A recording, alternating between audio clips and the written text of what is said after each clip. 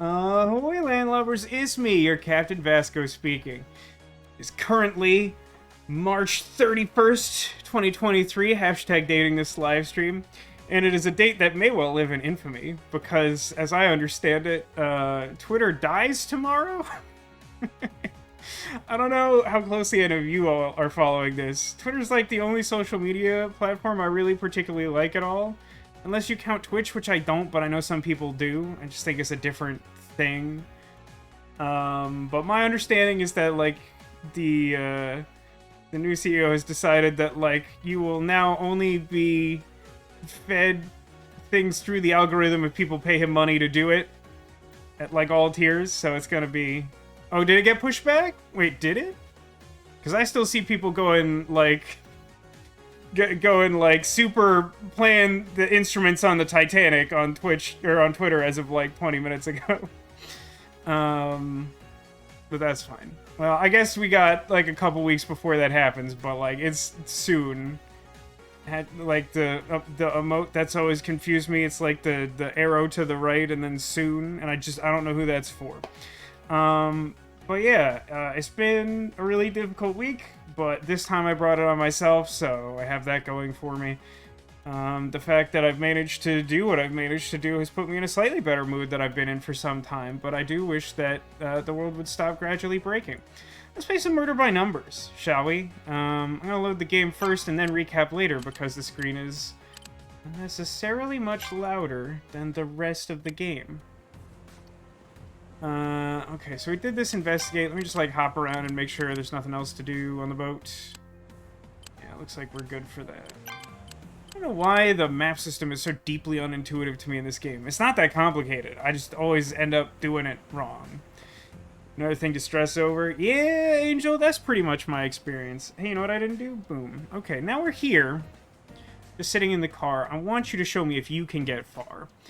There are a lot of Parappa lyrics that are just, like, deeply ingrained in my psyche, to the point that if someone says, like, one or two of the words at the start of a lyric in sequence, then I'll just, like, fire it right back. So yeah, Murder by Numbers. We're on a boat. Whether or not you ever thought we'd be on a boat, we've been on a boat for a few weeks now. We're in the 4th of 4 cases. We've reached a point in the story where Detective Cross is, like, actively collaborating with our playable character, Honor Mizrahi, in order to solve crimes with nonograms, and our flying 90s VCR robot friend, Scout. And we've been suspicious of a death from the very start of the game. Well, maybe not the very start. In the first case in the game, we managed to figure out who the perpetrator was, who killed Honor's boss when she was still working on a TV show. And, basically, like, shortly after she figured out who the culprit was, that person was found dead under fairly mysterious, circumstances.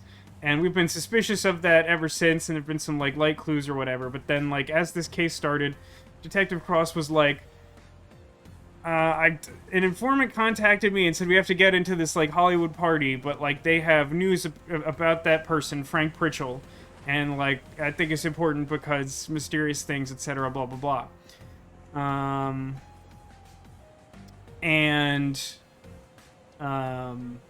So we spent a little bit of time here mostly solving random nonogram puzzles and meeting some of the main characters, who are namely the like weird Hollywood director lady who is throwing this party, and her weird brother, and now this captain guy standing to the left of the detective, whose name is Clyde Musselman, which is a really good bad name.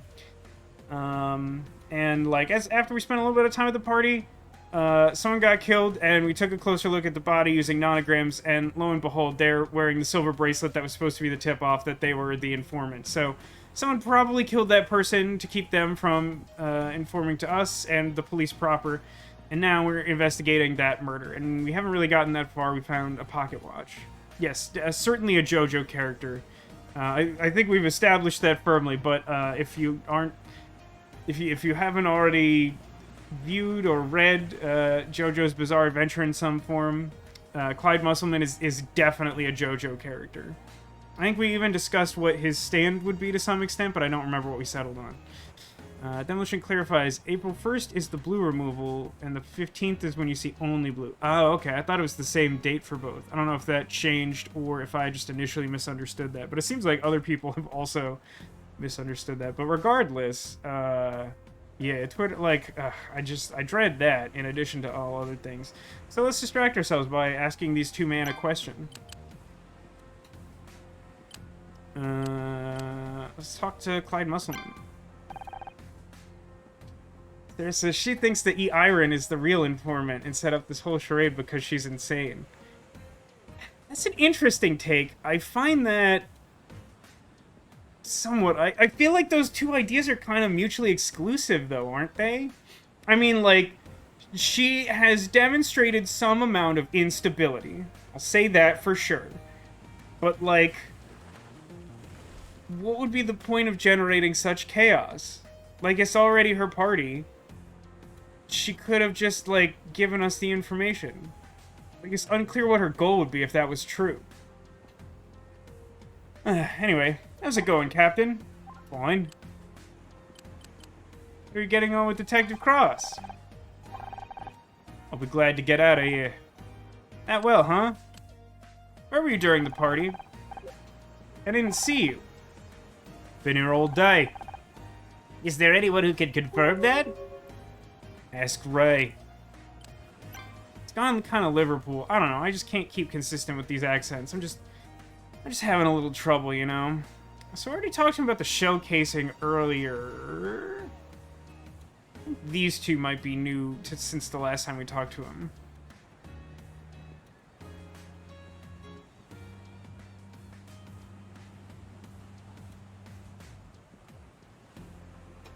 So she just likes murder mystery plots and wanted her script about, like, a woman escaping to sea after committing a crime lived out. I mean, again, I feel like you're supposed to commit the crime on land and then flee. But regardless, Sarah, I feel like if you haven't already seen Knives Out Glass Onion, you should watch that.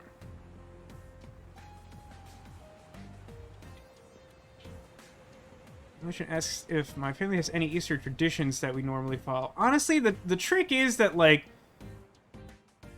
so many things have changed, like, geographically and whatnot, that, like, I don't know if there's anything that's maintained, like, total consistency since then? Maybe I'm forgetting something obvious. Yeah, Glass Onion's really good. I think I don't know, it maybe has been too long since I've seen the original Knives Out. I like what Glass Onion was doing a lot. I might like it better than the first, but I'm not sure. Let's ask him about the escape plan that we found.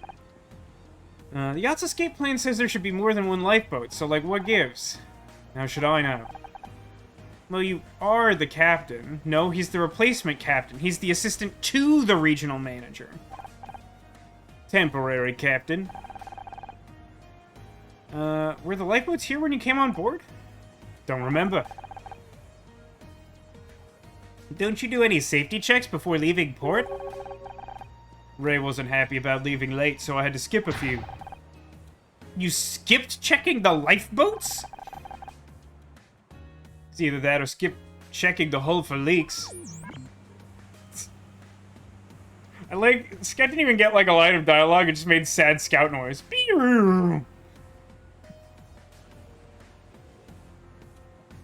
That's funny. Angel says, I like everything about it except that one sequence at the end that seems so out of place.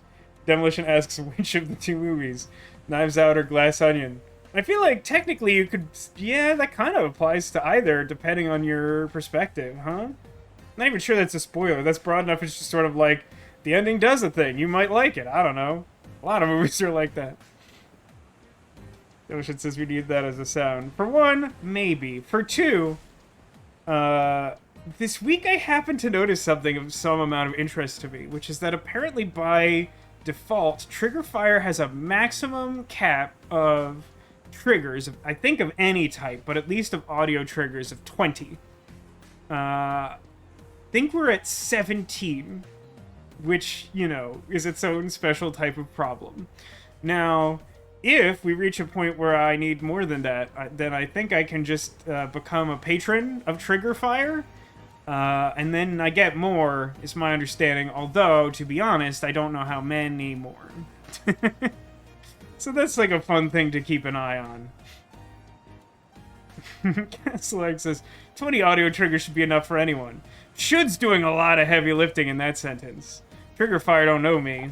Let's ask this guy about his pocket watch. You recognize this? It's got the initials MC on it.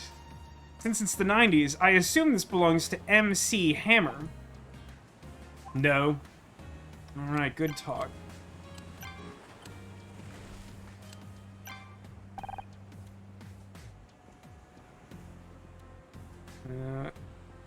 It says he needs to learn how to make a GIF from video capture. Yeah, I don't know. GIFs are like weird alien sorcery to me. I don't know. How's it going? Kind of busy with this radio, Ms. Rahi. Did you need something? Perhaps I can help. I may not have my own robot, but I think I can handle a simple radio. Just need to figure out why it won't transmit. I would suggest... I don't need your suggestions. Clyde told me to push this and turn that about 100 times already. Tried everything. But the main power switch is still set to off. Why, yada.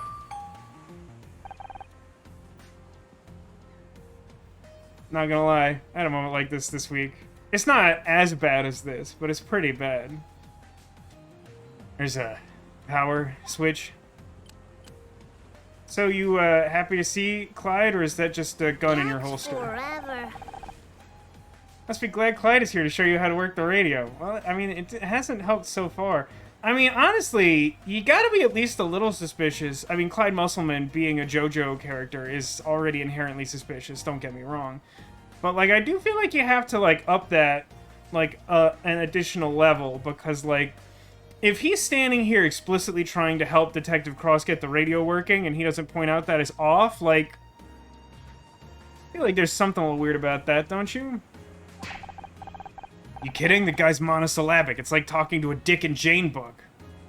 It's quite the reference.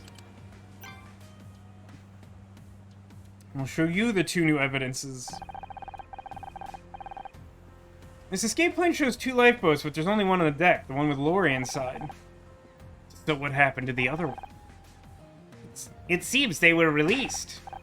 Released? You mean the killer might have gotten away already? Better get this radio working faster. This case is gonna be dead in the water. Hey, I just had an interesting thought that maybe is obvious, or maybe it's just ridiculous. So, the reason that Detective Cross originally looked at the lifeboat that's still on... What is that? The Anemone, I think is the name of the yacht? Is that he, like, noticed that its release lever was, like, in the on position, even though it was, like, still stuck in place. Like, it didn't detach from the boat. So, like, what if the thing that happened is that someone found the informant, tried to kill them in the lifeboat, tried to release the lifeboat that they were standing in with the body in it. It failed to launch. There's some reason that they could not risk continuing to hang around the party. Like, maybe they're just not supposed to be on the boat at all. Like, obviously, staying on the boat raises the chance that you might get caught as a murderer, but, like, you might be able to blend in if you belonged here. So, like, maybe there's some reason they're, like, extra not supposed to be on the boat or something. So, like, it was more important to them to get away right away than it was to try and conceal the body. And either they're, like, a small enough person that lifting the whole body would be difficult, or they were in, like, a panic, or, like, some combination of those things. So they weren't able to move the body into the functioning lifeboat to leave with the body that would have concealed the evidence and let them get away. And maybe that's why we were able to find them. Anyway, I'm just talking. A pocket watch. The pocket watch. Interesting. Any idea who MC is? Working on it. Have you tried asking Ray? It's his boat after all. Well, that was the next thing I was going to do, primarily because it is the only remaining thing to do. Hi, Ray. Present watch. Found this pocket watch. Any idea who MC is? That must belong to Mal. Who is Mal? Mal Cruz, the Anemone's usual captain. But he's not here today. I don't know how his watch got on board. See, that's what I was saying, Castlearg. Like, it's literally the 90s right now. This game takes place in the 90s, which you may most easily remember because the 60s were 30 years ago. So because it's the 90s, like, it seems most likely that the MC would be MC Hammer, right? That would be pretty spectacular. Thankfully. I think I'm finally starting to understand what happened here.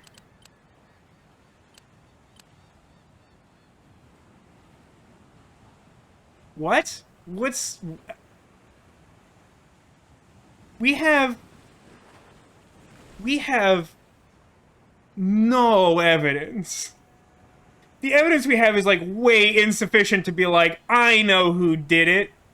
Like, what are you talking about? Like, what are you talking about?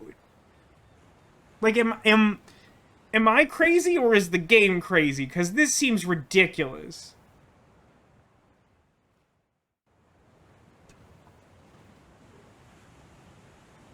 I mean, I'm inclined to say that the game wants me to say that Mal shot Lori for a couple reasons.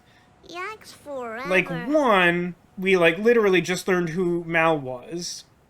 Two, Mal, the previous captain, did vanish mysteriously, I think this same day. So, like, maybe they were even on the boat, and then did the killing, and then escaped in the lifeboat. That sounds insane to me. Like, that doesn't... Like, I understand how there's logic there, but, like, that just seems like a really confusing way to go about your murder business. Fourth choice, Cross shot Lori. Fifth choice, Scout shot Lori, and then he just has a mental breakdown because he's like, I am not a weapon. But, like, I feel like the game is, like, making fun of me or something, but, like, then again, basically all of the cases have done this relatively early on, have been like, I know, some arbitrary thing that I randomly thought of. Let me run with that for, like, half the duration of the case. Mal Cruz is the killer. The captain, but Ray said he called in sick today. He did, but only to give himself an alibi. Then he sneaked aboard. This is one of those words that, like, I honestly am probably too grammatically stupid to know if it is being used correctly. It seems to me like snuck would be more appropriate. I don't think those are entirely interchangeable, but, like, I don't really know the difference. And he sneaked aboard, found Lori on patrol, and shot her. Why? There must have been a brief struggle. That could be when Lori dropped her bracelet and Mel dropped his pocket watch. Where did we find the pocket watch? I want to say we found it on the lower deck by the bridge, didn't we? Those are, like, kind of far apart, and, like, wouldn't be en route to his escape plan from the boat, so, like, that seems weird, too. But he was in too much of a hurry to notice. He just dumped her body on a lifeboat and pulled the emergency release lever. But the mechanism jammed. Right, there was no time to try and fix it. Couldn't risk getting discovered, so he jumped in the other lifeboat and fled. It seems Mel had the means and the opportunity, but what's his motive? That's what we need to find out. Or, and just bear with me on this, instead of that, we could just keep investigating and figure out who, like, actually did the crime and not just randomly follow this lead with almost no possible evidence. Good idea. Let's tell Detective Cross. Tell me what? It's implied that we told him the thing we just established just haphazardly. You might be onto something, Ms. Rahi. We'd better do a little digging on this Mal Cruz guy, starting with where he is. Foghorn. Looks like we're coming back into port now. That'll make things easier. Will it? Is that what that's gonna do? Okay. Yeah, except now I've got to make sure nobody leaves the boat. How did you get on with the radio? I got it, like, listen, it's not that big a deal, but it is starting to bother me how many of these things are phrased in an extremely, like, British English way. It's like a non-trivial number of Honor's lines of dialogue are just like, I'm basically British. Terrible. I barely got my message out to headquarters, and then the darn thing started beeping and squawking. It sounded like some sort of code. God, I'm getting so many robocalls today. I mean, like, obviously all of us are getting all the robocalls all the time. But, like, I've gotten so many today in particular. Like, is something wrong somewhere? Is, like, Chat GPT-4, like, trying to go all Skynet with robocalls? I don't understand. What kind of code? Binary? ASCII? I'm pretty sure by the fact that he's just like, I don't know, it's like noises. He's not gonna tell you, Scout. No idea. By the time I found a pencil, the transmission was over. I told Clyde to keep listening and let me know if it repeats. I'm sure he's, like, on the level and will definitely help out. Shouldn't you be there, too? It might be important. Spend another minute with Captain Cheerful? No, thanks. I'd rather get some air. This boat is starting to feel kind of cramped. There's, like, 4 of us on this yacht. It's implied that there's, like, a whole bunch more people, but we've seen almost none of them, and I don't really know where they'd all go. Hopefully we'll get a chance to stretch our legs a little now that we're docked again. Electronic beep. What was that? Jenna's diagnostic reader. It must have finished collecting its data. Perhaps I misunderstood. I thought that we would have to, like, actively find a moment to, like, turn on the device and do a scan of Scout. It's just been, like, searching for Wi-Fi this whole time? I don't know, something seems weird about that, but sure, I'll go with it. Nothing. It was probably an electronic seagull. The seagull? I have to get this data to Jenna. But Cross needs me here. I should just tell him what's going on. He'll understand. Will he? Will he do that, though? Hello? Say it? Say it, please?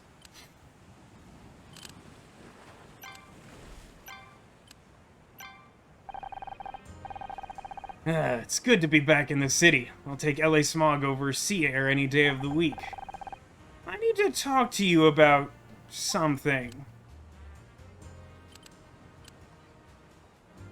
I need to go see Jenna.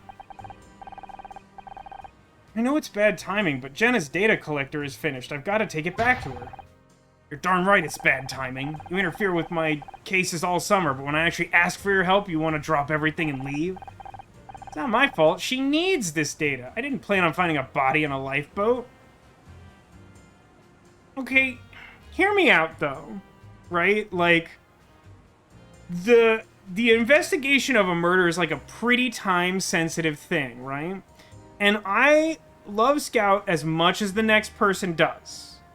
But, like, Scout has been stable for as long as we've known him.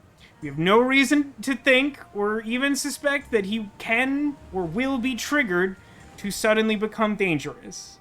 There's some sense of due caution, granted, but, like, there's no actual presentation of urgent need there. Perhaps we do this task now, that definitely is time-sensitive, and then the very next thing we do is that task, which isn't necessarily time-sensitive. That's all I'm saying.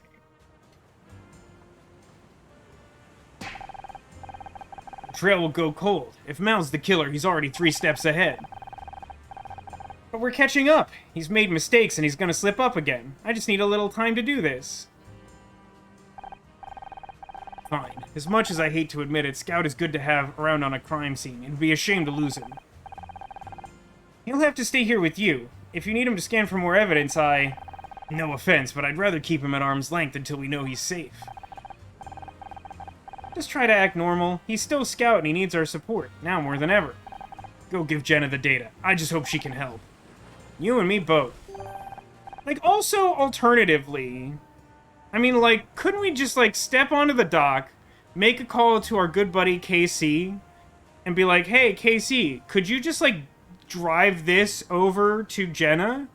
It's important, I promise. You're my close friend. Like, could not we do that? Like, do we have to leave the crime scene? I know it's the 90s and we don't have a cell phone, but, like, there is still the technology, now that we're back on shore, that we could contact him. And I feel like it is not a completely unreasonable request considering the potential severity of it. I just feel like We're not taking the job that we're not getting paid to do very seriously. About Mal Cruz. Your theory seems sound, and that makes him our top suspect. Of course, he hasn't had a chance to defend himself. Any ideas where he could be? Nothing yet. One thing's for sure, he's not here. Any ideas about the radio massage? No idea. Might have been nothing, but something tells me it's important. Can you trust Clyde to tell you if it repeats? He's no conversationalist, but he seems reliable. What is that based on? Wait, what interaction could that possibly be based on? Detective Cross seems to dislike the guy even more than I do, but he's like, yeah, I'm sure I can trust the hired thug who won't say anything to me, the police. Yeah, that doesn't seem sketchy or, like, borderline criminal in nature.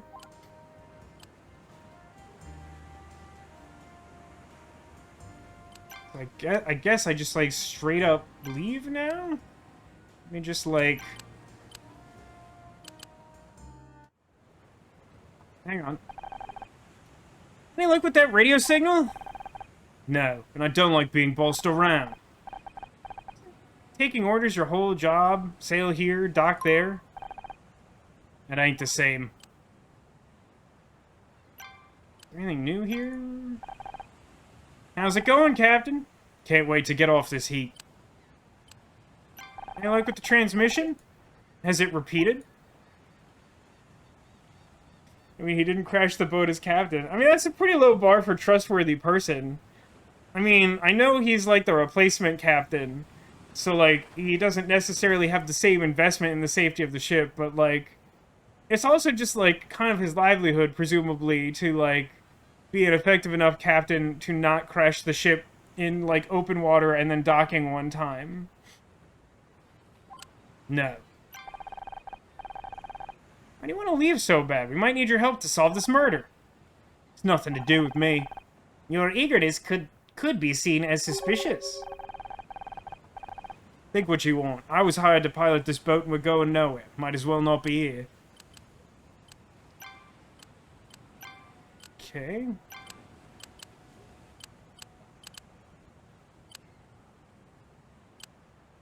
BRB.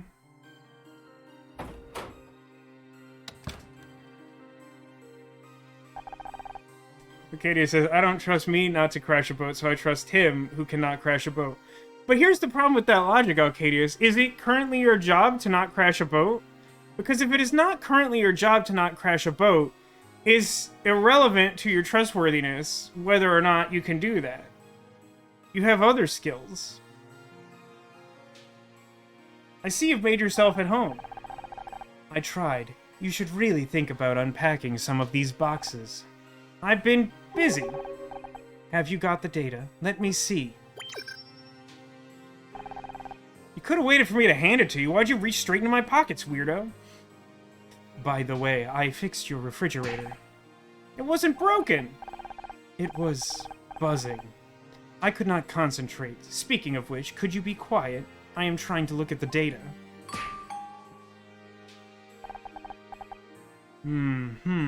Okay. Wait, no! What did these idiots do to my code? What kind of moron introduces errors into the error handling routines? Is that bad? Very bad. It didn't dump the expanded memory. I'm missing a big chunk of data. But you can still write the software patch, right? Can you act with no script? Yeah, it's called improv. Oh great, I'll just improv a patch for millions of bytes of data. If I am lucky, maybe Scout will not explode. If I cannot get the data remotely, I will need physical access. I'll have to meet him in person, and touch his sensitive ports and stuff. I thought you couldn't. You said it would affect the data. Do you want me to help Scout or not? Because I could just as easily shut him down and save myself a whole heap of work, because I too am also written as a British person. That's not an option. Then bring him here so I can get the data. I can't right now. We're in the middle of a murder case. I called timeout, so Swiper can't swipe.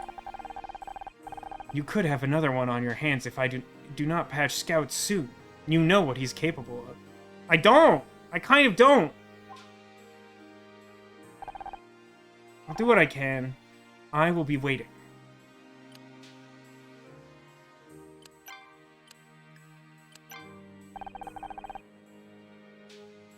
Did you not say you have a murder to investigate? I just have a few questions. Did you really design Scout? From the very first prototypes, I was lead software engineer at SSI. They had a lab not too far from here. SSI? Smarter Systems Incorporated. They were kind of a big deal, well-funded and working on some really cool projects. Really? I never heard of them. That is because you are a simpleton. After what happened with the Scout project, they spent a lot of money trying to cover things up. A lot of really promising work was axed. I lost my job, and have to make Axe body spray now. Some people lost even more than that. What was Scout's original purpose? He's always wanted to find out. I do not really want to talk about it right now. I am still getting used to the idea that he was not destroyed. Let us just say that there is a difference of vision between me and the higher-ups. So he was always a killer? I don't understand. Like, you're sounding suspicious. Who else worked on Scout? Are there others like you? What a weird way to say that. People who helped build Scout? You thinking of starting a club? I just don't want any more surprises. SSI was a big company. I do not know where everyone went after it shut down, but the core Scout team was me and Tom Schmidt. What happened to Tom? He probably dead. I think he dead. How does the patch work? Well, considering that she didn't make it and also doesn't have the data necessary to make it, I feel like this is a dumb question to ask. Can you tell me any more about how the software patch is gonna work? I could, but you would not understand. Or Zelbion. A pocket watch. Okay, never mind. I guess I'll go to a boat now.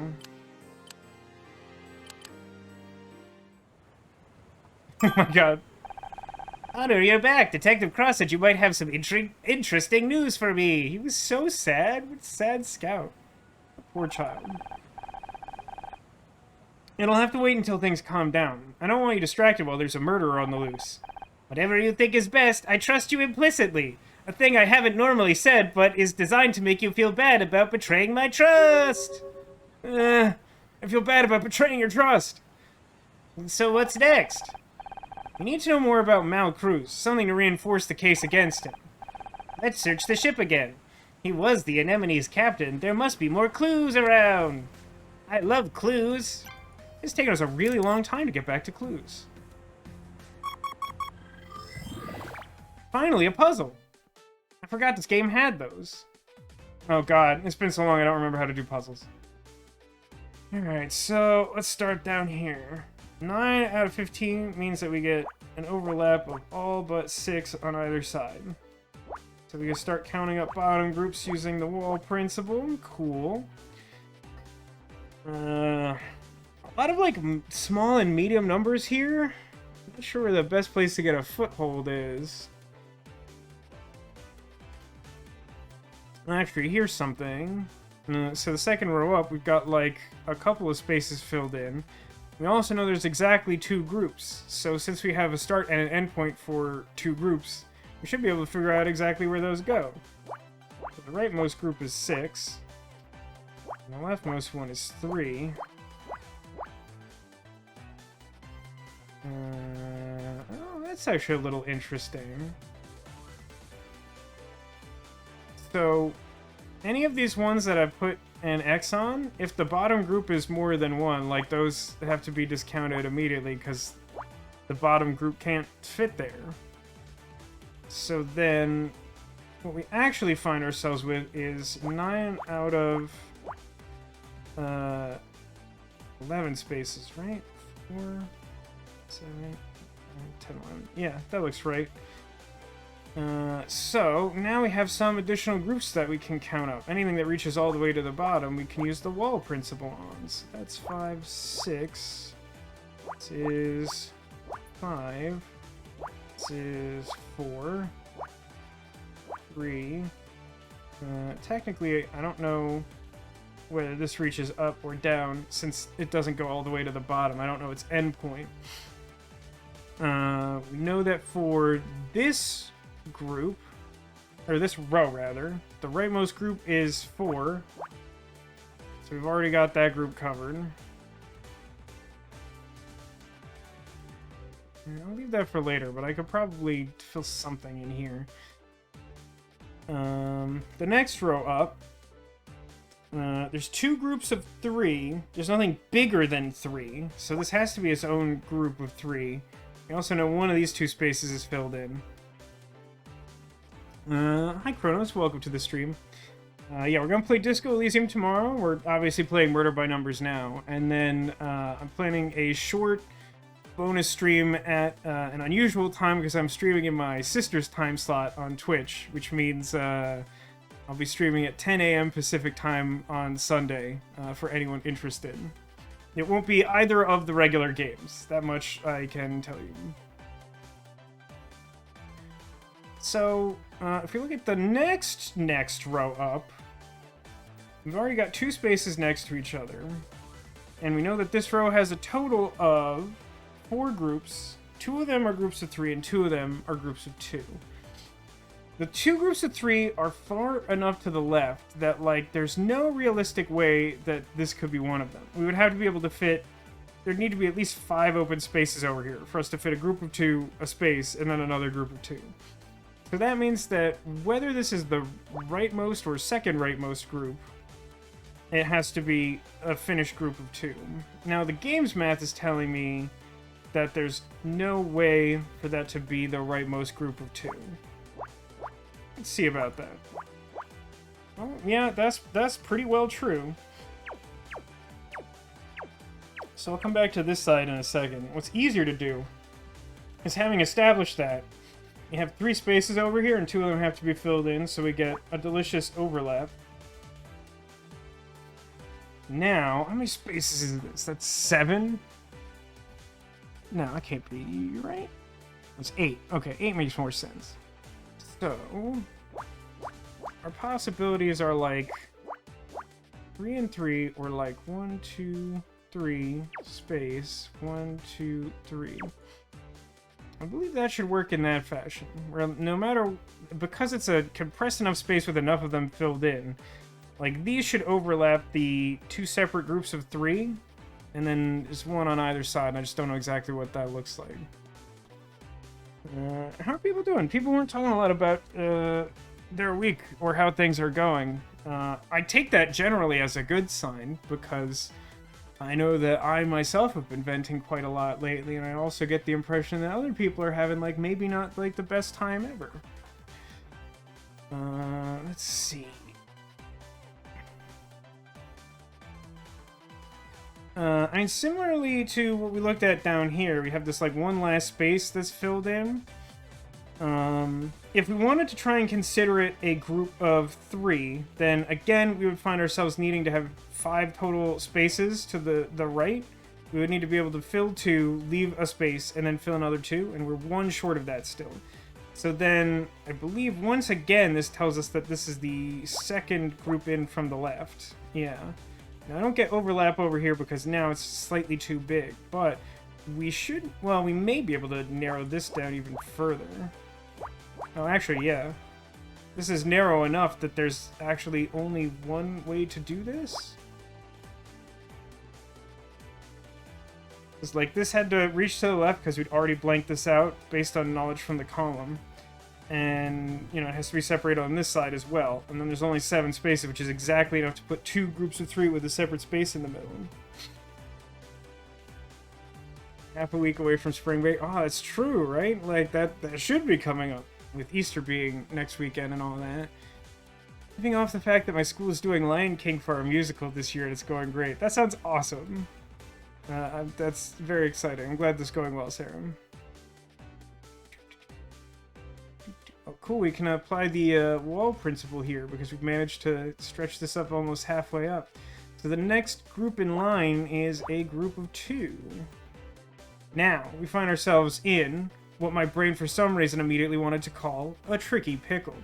which is this. Now, if we try to look at the next row up, we can't apply the same logic because it still has two groups of two as its rightmost two groups. But now, in theory, I could actually fit those here. So I can't draw the same conclusion that I previously did.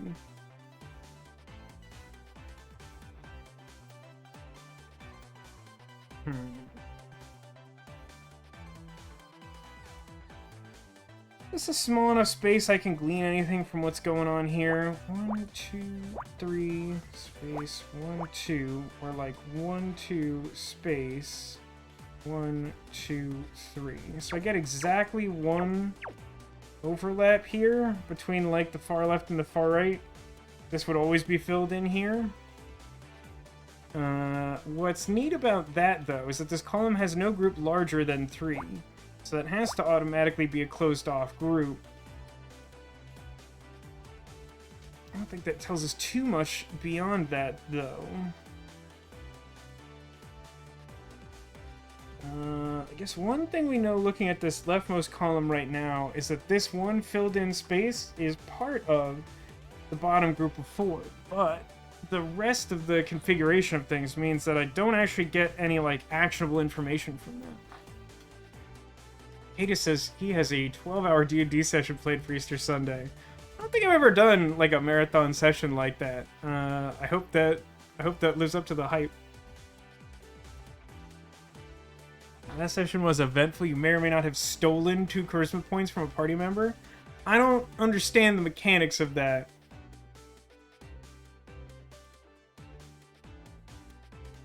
Oh, something obvious I missed before.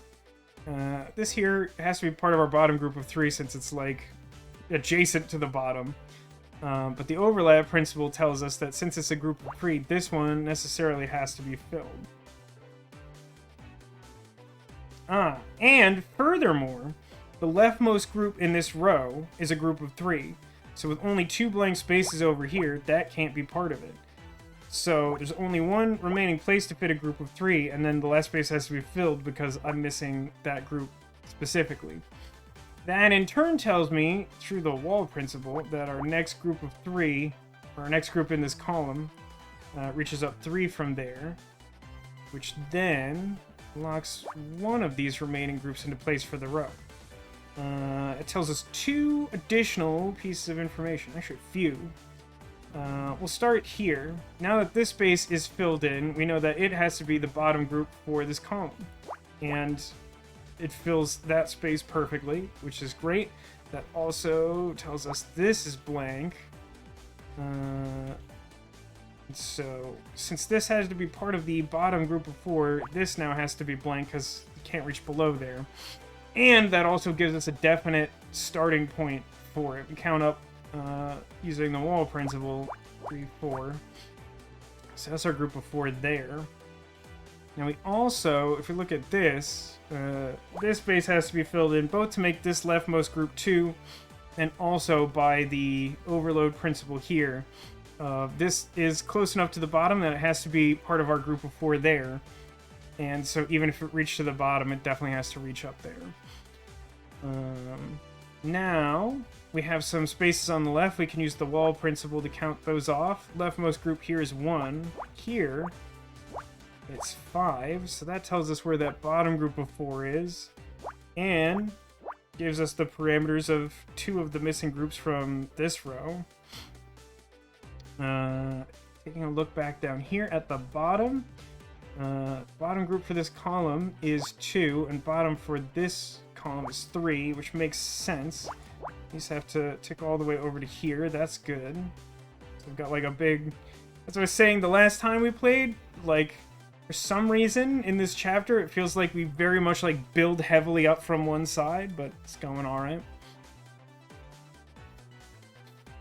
Oh, you have a cursed deck of many things with, like, bonus effects in it.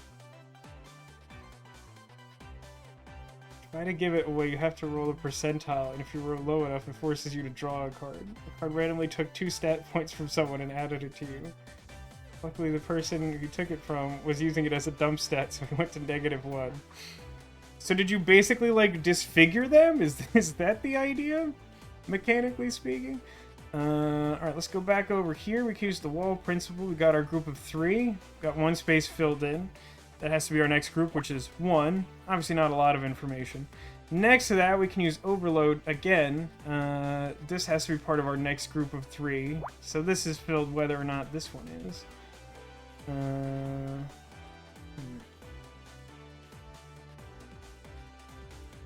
Yeah, can't quite do anything here. We're like close to narrowing this down.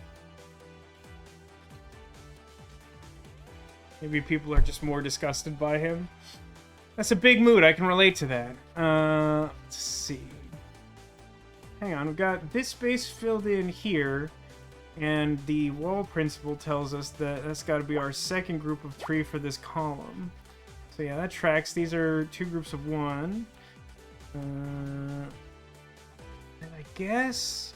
So the next group in this row is 3. So the overload principle says whether this is filled or not. This one definitely is. Which tracks, that fills that group of 3. Oh, but if we look here, we got a group of 3 here, and that is our next group up. So this should be filled. This should be 2, and then there's another 2 over here in this row. Still this like weird little pocket. I don't think I have enough information to do anything there. Okay, now we've stretched this one up far enough that that's our second group for that column. Okay, we got this one. So the wall principle tells us that's the third group up, which is 2. Which then means that's one of the groups of 2 for the row as well. And then the wall principle for the new column we're looking at also says that should reach up, become 2. And then has to fill this group of 2. And then again, next group in the next column to the left is 2, so we count that up 1 more. And that also should be... Well, no. Well, is it? If this was filled in... Okay, if it wasn't... Okay, there would be no way... In order for this space that's definitely filled in to be the group of 1 at the left of this row, I would need to be able to fit 2 groups of 2 and a group of 3 to the right of it, and I'm 1 short. So that tells me that this does have to be part of that group of 2. Right, and then one of these is filled, and then some of these are filled accordingly.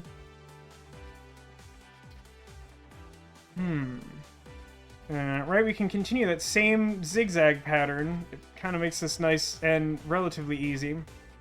Using the wall principle, we know this is the third group up, so again, it is 2.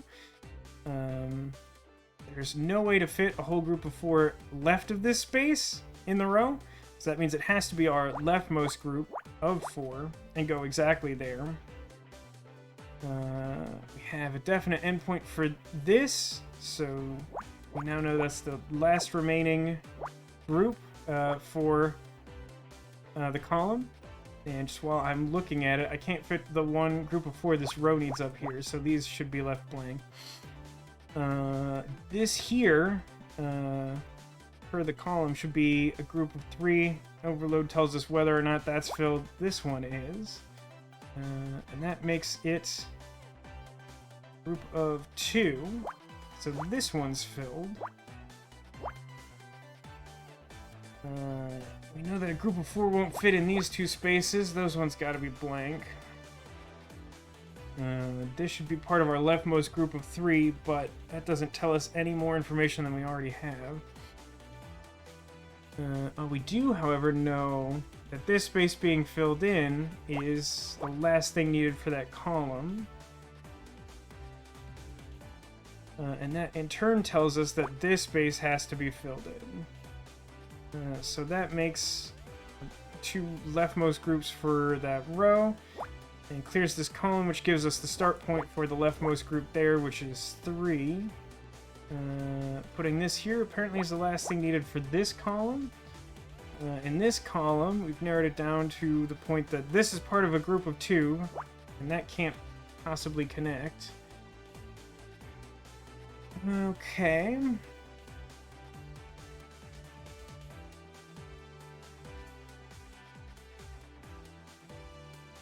Things gonna start getting tricky here, huh?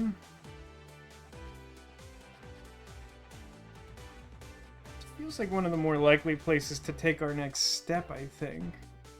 So it's like 5 out of 7? No, 6 out of 7. We should be able to get something here. So like the bottommost version of a group of 3 and 2 looks like this. And the topmost looks like this would be filled, space. And then the 3 would be like this, this, and this. So like these 3 spaces look like overlap to me. Just too much space for me to get anything from that side.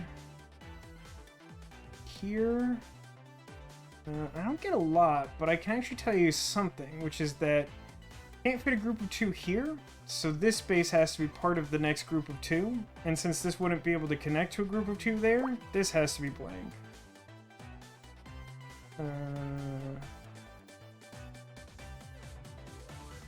Okay. I was hoping that would give me a little more than it did. It's maybe fine.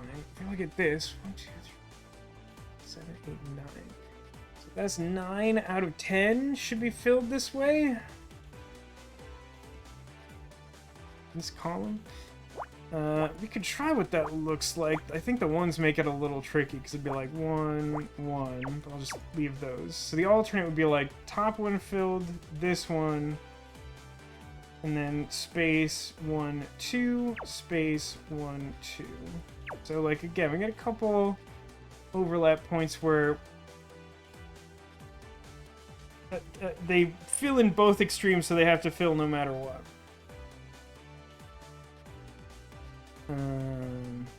Okay, so because the only thing missing in this row is a group of 2, anything that doesn't reach there is blanked out. That's not like extremely helpful though, I don't think.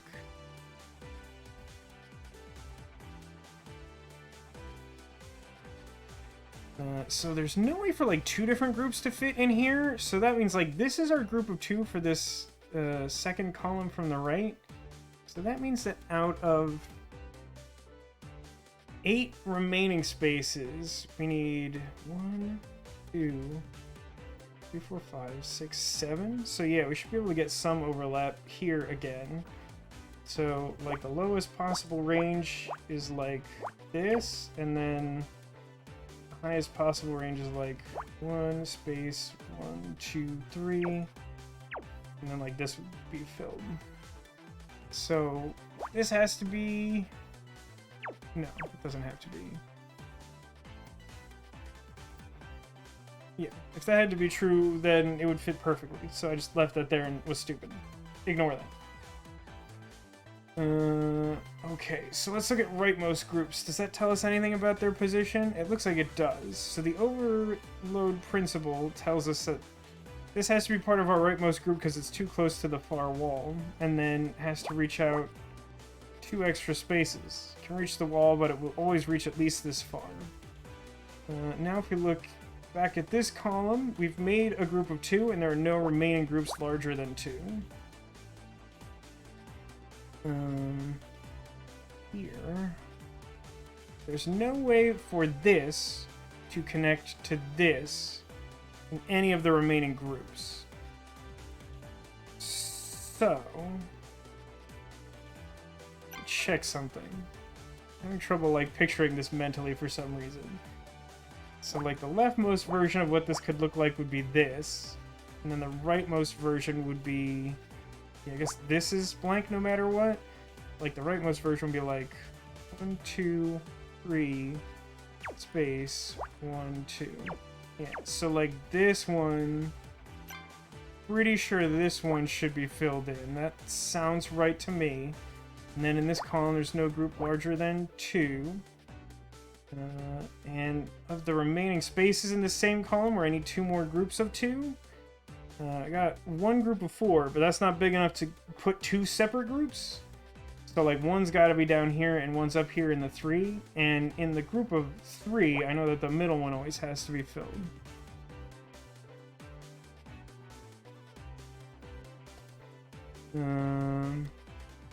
It's a really awkwardly positioned. I mean, like, these have to be, like, this one's part of the left group of 4, and this is part of the right group of 3, but, like, they're both positioned in such a way that I get no extra information out of that. Oh, hang on. This column to the left of that, above this group of 2 I've already established, I need 2 groups of 1s. They should look exactly like that. It's the only way to fit them.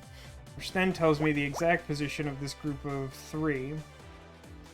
And it narrows down the possible options for exactly where the group of 4 can go. There's 6 spaces, so the 2 in the middle will be filled no matter what.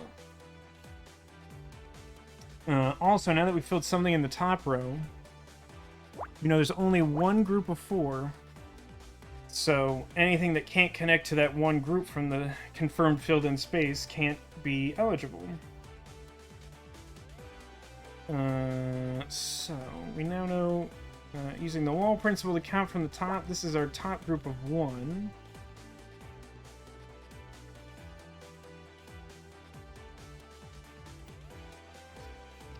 Don't think I know which of the 2 of these is filled. Maybe I should, but I don't think I do. Taking a look at this row, got a space filled in here. A face filled in? And so that must be part of our rightmost group of 2 there.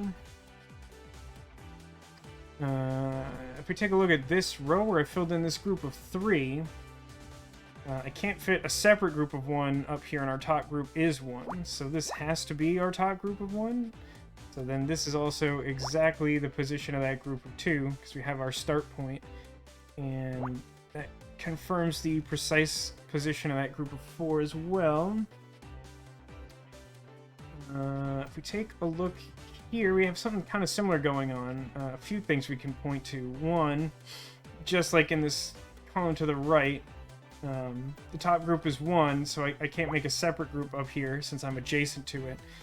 But then it has to be separated this way. But also, if you simply look at like these 2 spaces that were confirmed filled in and this one, putting a connecting space between them would make a group of 4 that this column doesn't have, so this space has to be blank. So wall principle tells us that's a group of 3 that reaches to there. If we look at the row where I just put that X in, it means I can't have a group of 2 all the way to the right, which leaves only this 3 space where the middle one will always be filled in.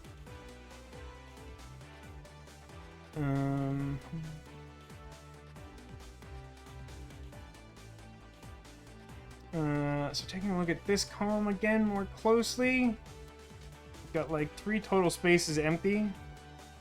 There's no way to fill 2 groups in this space, so like one of the 2 of these is filled and one is empty, but like this middle one has to be filled in. It looks like something similar. I mean, it's a very similar situation in the row next to it, where it's like I need a group of 2 and a group of 1. I can fit a group of 2 here, but I can't fit both of them, so like this is overlap and this has to be filled. And that makes this row finished.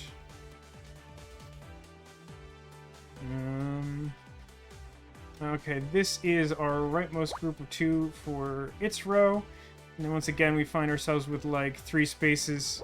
2 of them have to be filled. Hello from outer space, Cotillion. How is it going? Okay, going back up here. I filled in these 3 spaces a minute ago. And our rightmost group is 3, so that's locked in like that. Oh yeah, we should have a couple things to do up here, right? So I'm still missing a group of 4. I now have only 5 possible spaces remaining, so the middle 3 are always going to be filled. And I think, yeah, I mean, like, basically the same thing up here. 5 spaces in this top group is supposed to be 4. We can use the wall principle to count these out as the top groups, which then fills in the remainder of the second row from the top. And then we can use the wall principle to count. This is our second group, so that's 2 should end there. And then this is 1 will end there. I definitely got like crossword vibes going in this little corridor. Oh, hang on. So I still gotta figure this out, but then I got a group of 2, and then I have exactly a group of 2 there, which in turn tells me the exact position of this group of 2. So hang on, give me a second. This is a group of 2 that remains to be filled in, but that means that there's no group that can go here, which then completes this column, which completes this row, which completes this column, which completes this row, which completes this column, which completes this row, and then completes this column, which completes this row, completes this row, completes this column, which completes this row, because I only need one group of 3, so I just join those there. That's already done. So I need, for this column, group of 3, group of 2, and then, is this our last space? No, this one is. I'm getting fire extinguisher vibes? I don't know what I'm looking at. Oh, it's GPS. Thanks, Demolition. I feel good about that one. I feel like that was supposed to be harder than it felt like it was to me. Or maybe the zigzags were supposed to make that one relatively easy.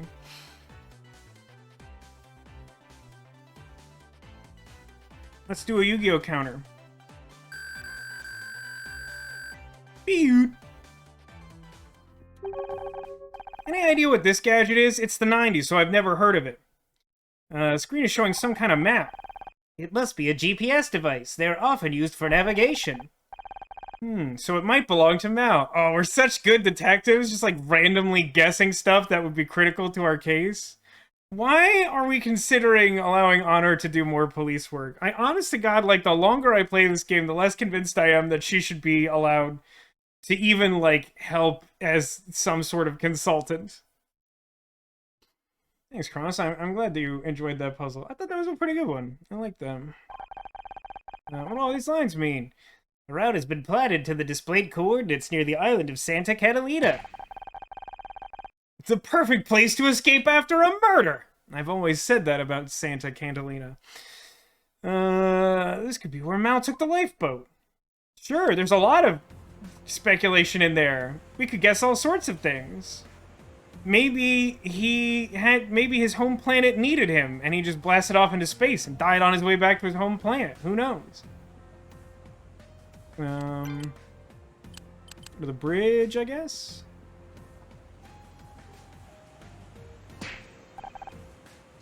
Where are you going? Nowhere, just stretching my legs. Investigate.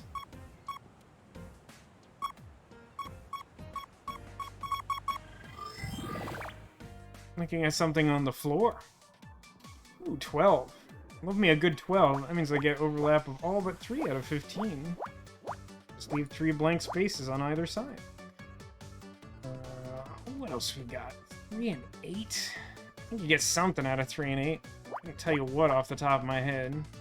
That's 3, 1, 2, 3, 4, 5, 6, 7, 8. Or... no.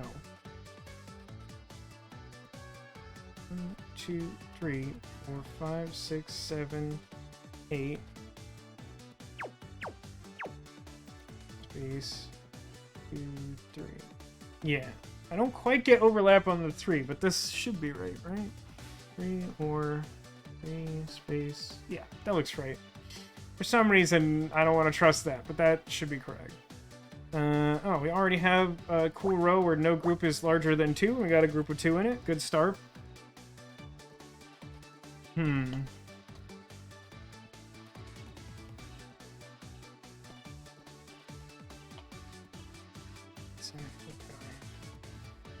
Maybe?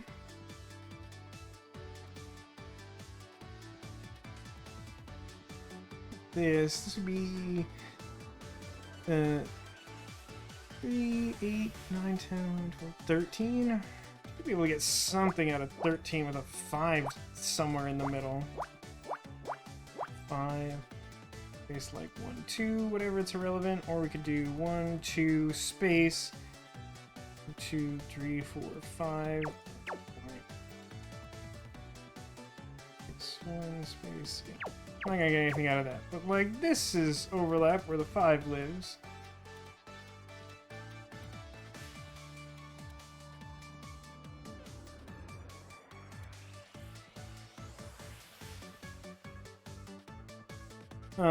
So if you look at this row, this filled in space at like x equals 5 has to be part of our leftmost group of 4 because I couldn't fit an entire 4 next to it. But it also can't reach to the edge, so that space has to be blank. A couple more of those and I start getting a sense of where this 6 goes in the left-hand column.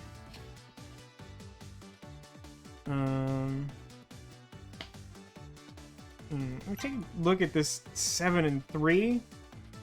It's weird to me. So the leftmost version is 4, 5, 6, 7, which is just impossible based on the information that we have. So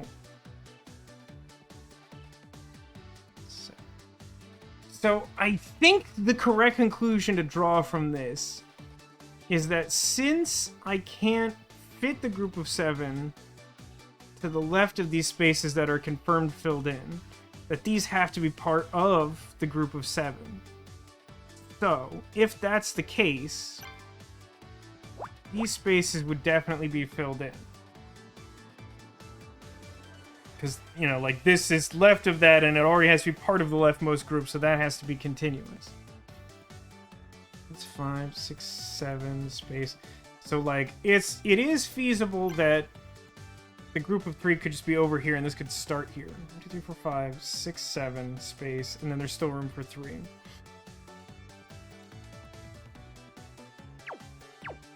But I guess what we also know is that because we have 5 continuous spaces here, this can't reach more than 2 away.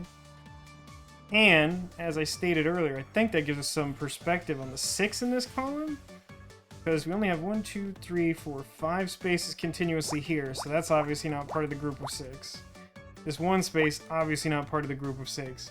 And then what we find is 6 out of 7 spaces are filled over here, so we actually get like a pretty big boost from that, because we can start using the wall principle to count out those left groups. Okay, just kidding. It's not a particularly big boost. But, like, it's relevant information. We have it now. I guess this tells us this is filled in. That's our top group. Yeah.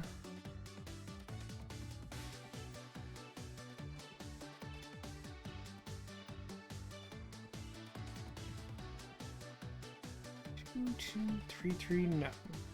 I already looked at this one. This is not useful. This would be very difficult to do anything with based on the information we have. We already looked at 3 and 8. What's the next thing to look at? So I guess what we have here in this row, 6 and a 1 out of 12? I think that gives us something, but not much, probably. Back to purple for a second. So, like, in theory, leftmost would be like 3, 4, 5, 6, etc. The other extreme version would look like 1 space, 2, 3, 4, 5, 6. Okay, guess that's not nothing. Because I can't fit a group of 3 higher than this and make it separate, that means that this has to be part of our group of 3.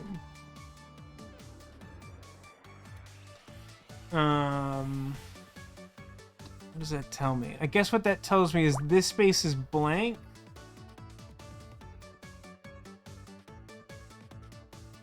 Can't quite wrap my head around whether I get any other information from that. Let me think for a second. So, like, now the highest version of this looks a little different. It could be like 1, 2, 3 space 1, 2, 3, 4, 5, 6, 7, 8. The lowest would still be 2, 3, 4, 5, 6, 7, 8. Okay. So what we get is, because we extended the range by 1, it gives us 1 additional overlap space over here. This should definitely be filled in. Let me check something in this next row. So they have this weird X here. 1, 2, 3, 1, 2, 1, 2, 3. Okay, not helpful. I was hoping to determine whether I could determine whether like a group of 3 was down here and it would exactly fill that in, but there's space for it to go above that line, so I don't really get anything out of that. Similarly, though, let's go back up here and take a look at this for a second. This is our leftmost group of 5s. The overload principle should tell us 2, 3, 4 spaces are filled in. That'll also let us wall principle these down as our top groups of 2 for their respective columns. And because of the way this is organized, there's no way to fit a group of 4 over here. So the rightmost group of 4 has to fit in these 6 spaces, so we got a little overlap, and then we get to count out the top groups from there again.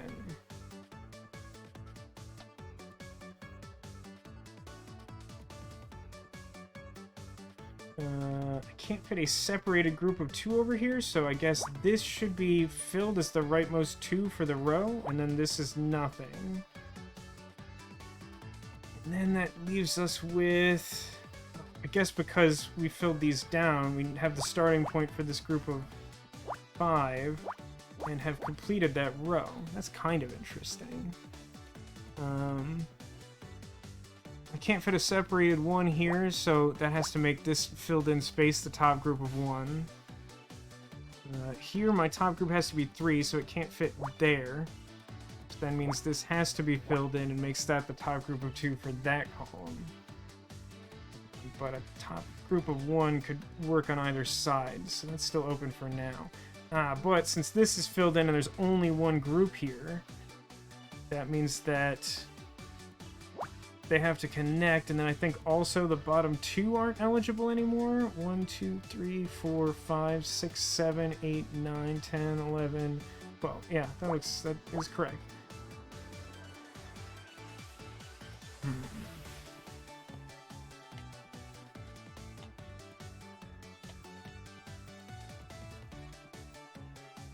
So 1, 2, 3. See, now both of those there. 1, 2, 3. Splits. Okay, so this middle X is enough to make it so I can't have the 10 consecutive spaces needed to put the group of 3 and the group of 6 right next to each other in this row. So the 6 has to go on the right and the 3 on the left. Now the 3 on the left, I have too many spaces for that to be super meaningful right now. But 6 out of 6, 7. It's like all but 1. Yeah, that's pretty good. So for anything that's more than... Well, I guess automatically we know that if this space is filled, that's part of the bottom group of 3, because that's like the only way that works. It's too close to the bottom, and there's 3 spaces. Like, that's just the only way that works. Here we have the bottom group is 2. I don't get anything out of that, but I can overload this. So it has to reach up to here as a minimum. Can go to the bottom or up to here. 2, I don't get anything. 2, I don't get anything.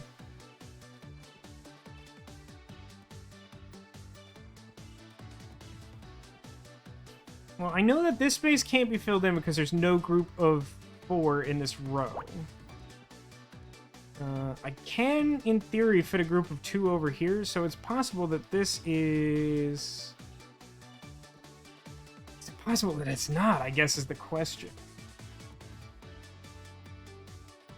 So, I mean... Well, for some reason, my brain's really struggling all of a sudden. So, like, because this is a group of 2, it can't be the rightmost group of 2 because there's something to the right of it. So that means that it has to at least be the second group of 3. So that being the case, the thing to the right of it, yeah, it has to look like that. It means that has to be filled, which makes sense. That closes that there.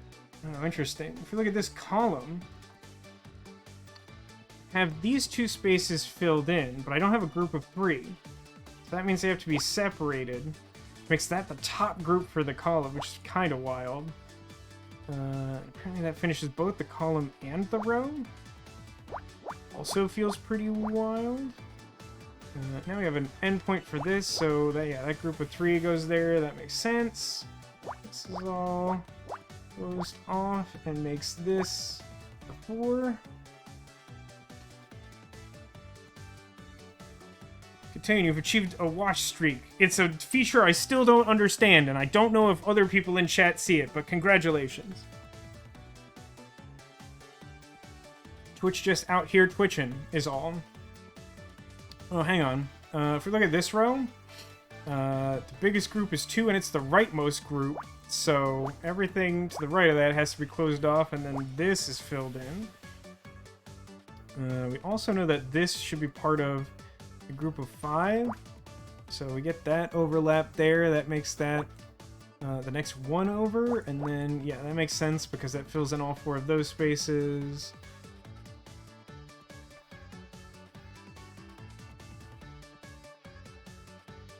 Oh, hang on. If we look at this column here, I need 2 more groups, a 2 and a 3, and that accounts for all of the remaining spaces, so all of those have to be filled in.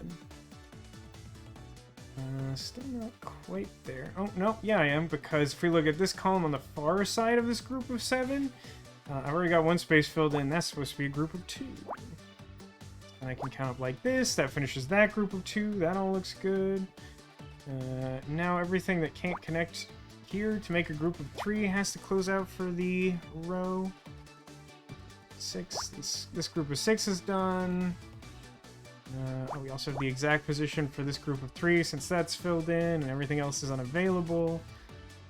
This row's finished. This row appears to be finished, which means this one's filled in.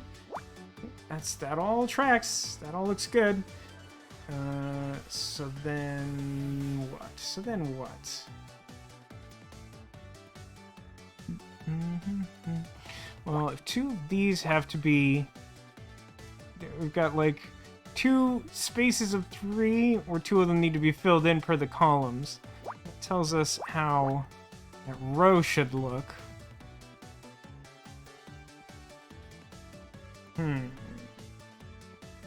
Missing some... Hold on. This is blank. That's done. This is blank. That's done. That's finished but done. So, like, this has to be filled in because I need 3 of these 4 filled in. That finishes that column. That then positions the last group of 2 to finish that row. And finishes that, and blue. What am I looking at? That's not a footprint. That was a man's head. That's some gore right there. That looks like a real close-up on Elish Norton's face from New Phyrexia / Old Phyrexia / Whoops, we goofed. All will be none because we did a bad job of marching the machines. I'm making magic jokes. Someone appreciate them, please. You're still an E-rank detective. It means nothing. Connor, I think you might want to take a look at this footprint. It looks like... I really hope that he says Bigfoot and we just drop the murder case and go investigate Bigfoot. That'd be a great turn. Blood! Whose footprint is this? The trend indicates a person. Well, that's very helpful. Sorry, I interrupted. Likely male with feet approximately size 10. It seems to be pointing away from those doors. I wonder what's in there. Is it like a gore pile? Is it like Silent Hill? They're locked. I think it's Silent Hill. Let's do another puzzle.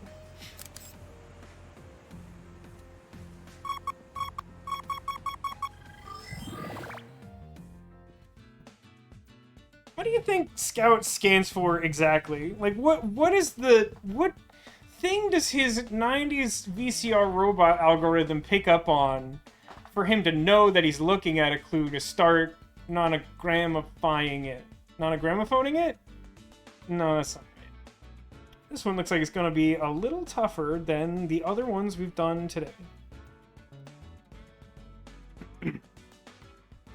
Okay, well, we got some with lots of numbers. That might get us somewhere. This looks horrible. 1, 2, 6, 7, 8, 9, 10, 11, 12, 13, 14? 14? 14, you says to me? That's very rude. Maybe I counted it wrong. Nah. Wait. Yeah, because I could offset, like, the whole thing by 1. Or, like, jiggle some of them around. So it'd be like 1 space, 1 space, 1 space, 1, 2, 3, 4. Okay, there's my overlap. I found it. I guess one of the good things about small number rows is that when you find something like this, you're like, that's it by itself. That's a solo one. It doesn't apply to these two because they both have a group of 2 at minimum. What about this one? 2, 3, 4, 5, 6, 7, 8, 9, 10, 11, 12, 13, 14 again, huh? Hoo boy, hoobity doobity. 2, 3, 1, 2, 3, 4, or 1, 2, 3, 4, space, 1, 2, 3, space, 1, 2. I think I get both of those probably. Oh, we've finished a row somehow startlingly. I am shocked. Okay. I was about to, like, backwards to do something here that would have been incredibly embarrassing. Let's pretend I wasn't going to do that.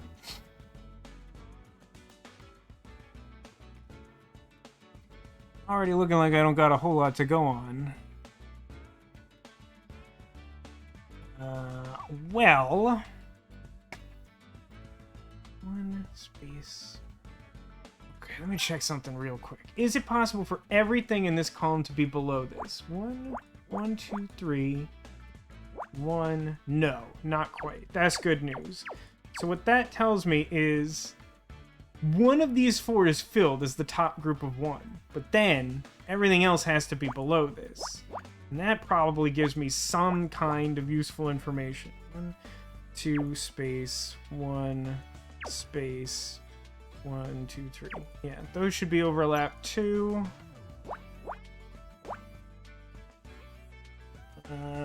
Since this can't be the rightmost group anymore, it is a group of 1 and not a group of 2. Since this... No, I could technically put a group of 2 here, so I can't do anything more.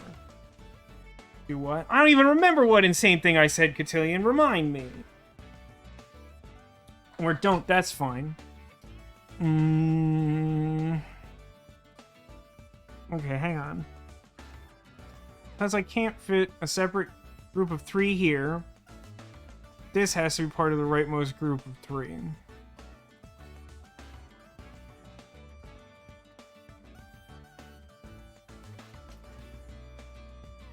So, what does that tell me? I feel like I should be able to get something from that.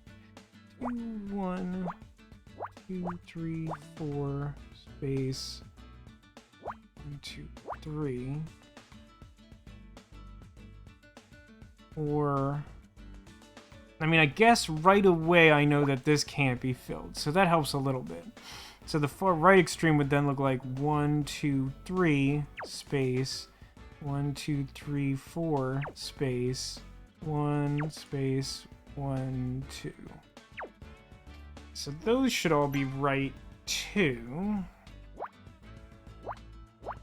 Oh, dear. Look at this group of 5. I can overload from the bottom here, because there's only one group. So it can only reach there or there. Everything else, it's all off limits. What's the opposite of the sky's the limit? The dirt's the limit, or something. Anyone following this? I feel kind of like weirdly manic today about these puzzles. I'm like, yeah, you know, just like actually understanding all the variables or something. Okay, like the bottom group is 2. It's not very helpful. Bottom group is 1, so this is bottom group. Wait, is that enough to finish the thing? Because this was like 14. It's like I now know like 3 definite spaces. Be like 1, 1, 4, 1, 1. Yeah, there's no other way to do that. Those have to slot exactly like that. If I move any one of them, then I don't have the correct number of groups anymore. Okay, cool. So, X, X, X, X. Speaking of X's, what's the deal with them making, like, a Scott Pilgrim anime for Netflix that has the entire original movie cast in it? I think I'm pro that, but I'm, like, really confused about it, too. So there's 2 groups of 4 in this top row. So whichever group this is, the overload principle says, like, these spaces have to be filled. So that's our top group, that's our top group. I know that this has to be part of our rightmost group of 4 because I can't fit another group right of it. So we have a start point and an end point. And I also know that this can't be a group of 2 for the row because it's only 1 space. I also can't fit another group of 4 over here, so like none of these are eligible. And another group of 4 has to live over here, which also, wall principle tells me those are my top groups of 1. Very exciting. Lots of information. Wow.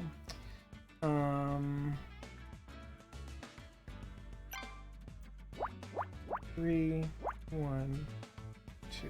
Okay, I don't think I have enough there to do anything yet. Or here. Oh, hang on. There's only groups of 1 over here. It's fine. Okay, interesting. Hang on, I got something. If we look at this, wow, this is actually weird. If we look at this column, the next group down is 3. So, the next group can't be here because there's only 2 spaces, right? And the next group can't be here because there's only 1 space. So then, what I find myself needing is 3, 4, 5, 6, 7 spaces, and that's exactly what I've got, right? So I think, like, this is just what the rest of... Yeah, that's just what that looks like. That's wild. I don't ever remember something like that happening before. Hang on. So, yeah, this is our rightmost group of 3. We have an endpoint for this, which has to be our next group over, which is 4. And then I still need both the group of 2 and the group of 1, and the only way to keep those separate is to do it at the far left version. Okay. I get to overload here because the bottom group for this space is 6. So that adds 1, 2, 3, 4, 5, and then, yeah, that looks right. Give me anything? Ugh, that all sounds really painful. I'm gonna look at that yet. Space 2. I don't know about that. I think I know about that. This pretty much has to be a group of 3, right? Because this row has only groups of 2 and 3. If I leave the space blank, it makes 1 group of 1, which I can't have. So the only other option is to make it exactly 3. And then, yeah, the next thing I was going to check is, like, this can't be anything because there's no group of 1 here. And then... Yeah, I mean, I certainly can't fit a group of 3 and 2 to the right of it. So yeah, I agree with the game that, like, that has to be where the group of 2 goes because that's the only remaining spot. And then somewhere over here goes the last 3. This column has only groups of 1. This column starts with a group of 2, and this one starts with a group of 1. Since I filled this in, that's the rightmost group of 2 for its row. Which then means I mean, this can't be a group of 3. So the only other option is for it to be the group of 1. So then this is blank. Makes sense. I should have cleared that earlier. This has to be blank because the next group down is 3, which is clearly this one. I figured out exactly where this 4 goes. Good for me. Again, I find myself with, like, single spaces, and none of these can be the next group of 3 down. 2, 3... Yeah, again, it's a really weird puzzle. So, like, only way I can finish this column now is to fill it exactly like that, so that's done.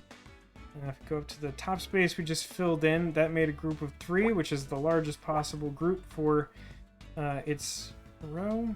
Let's see. Yeah, I mean, I wouldn't be able to fit a 3 and a 2 over here, so this middle space is overlapped. The 2 goes somewhere over here, and then this is our group of 3 on the left. It can't go all the way to the wall.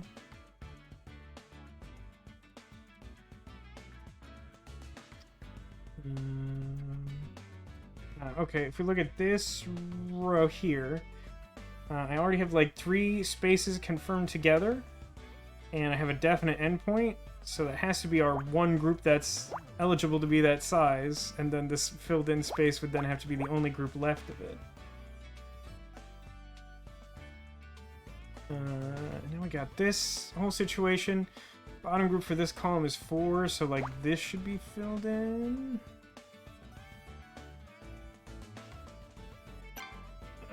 I'm just gonna do this manually because I don't trust myself on this, but like, I think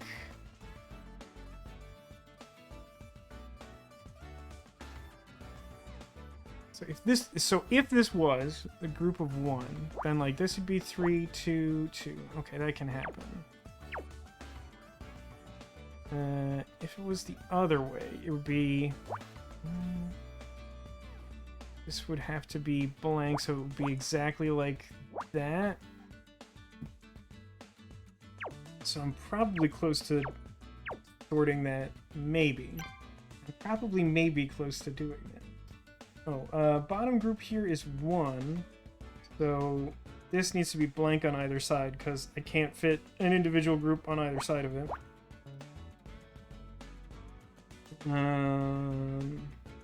Tell me anything? Next group up is 2, so that one can't be filled.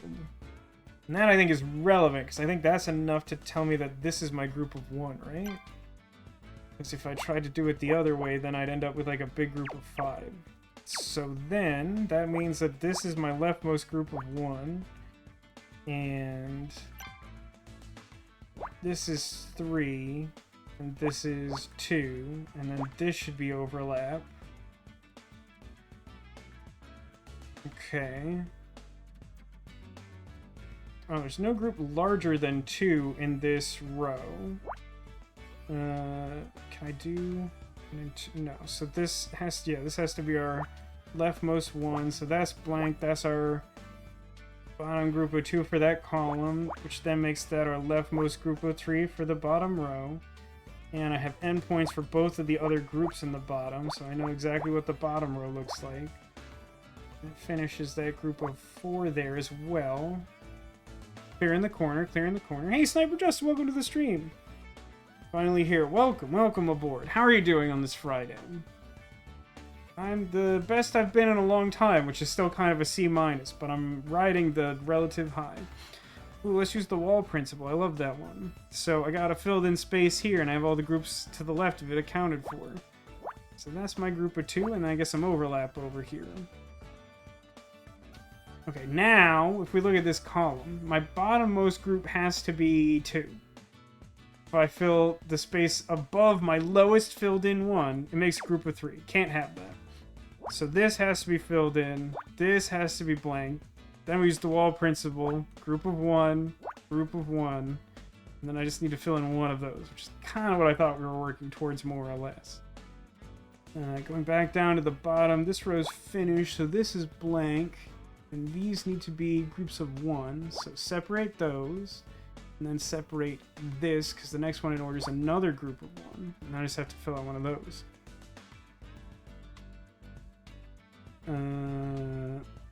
So there should be a filled in 1 between the group of 2 and 3 for this column. So this is filled in, and then sort that eventually.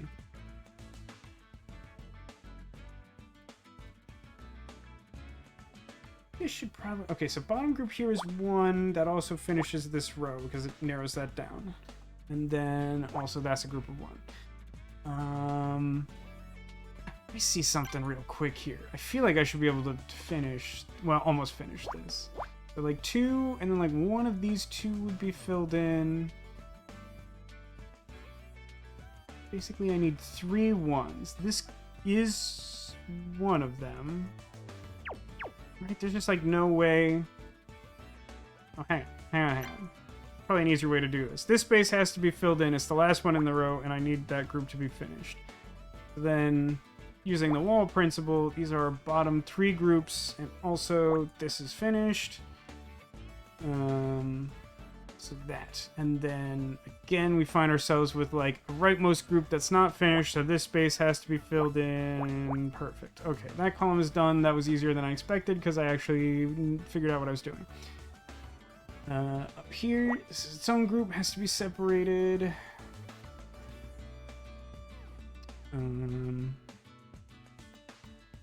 Hey, hang on. I've confirmed that this is a group of 1, and it only has a 1 and a 2, so like everything over here is blank. What is this picture? There's like these giant blank spaces in it. It's only groups of 1 in this weird row.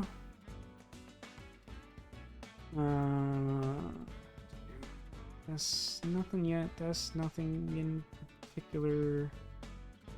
Okay. This row, I need this to be filled in to finish that group of 2. Also finishes its column. And then here I have 4 spaces, and 3 of them have to be filled in, so I get some extra overlap. Then the wall principle tells me, first off, this is a closed group of 6. I should have finished a while ago. But then counting up for this column, that should be a filled in group of 2, and then I need another group of 2 that can only exist in a way that touches this space. This tells me where my missing group of 3 was. Easier than I expected that to be to sort out. The next group up from this 2 is a group of 1, so then I'm going to have to separate that out. Okay. Oh, this row up here has 4 blank spaces, and all of them have to be filled, so that's good. It apparently finishes this whole column.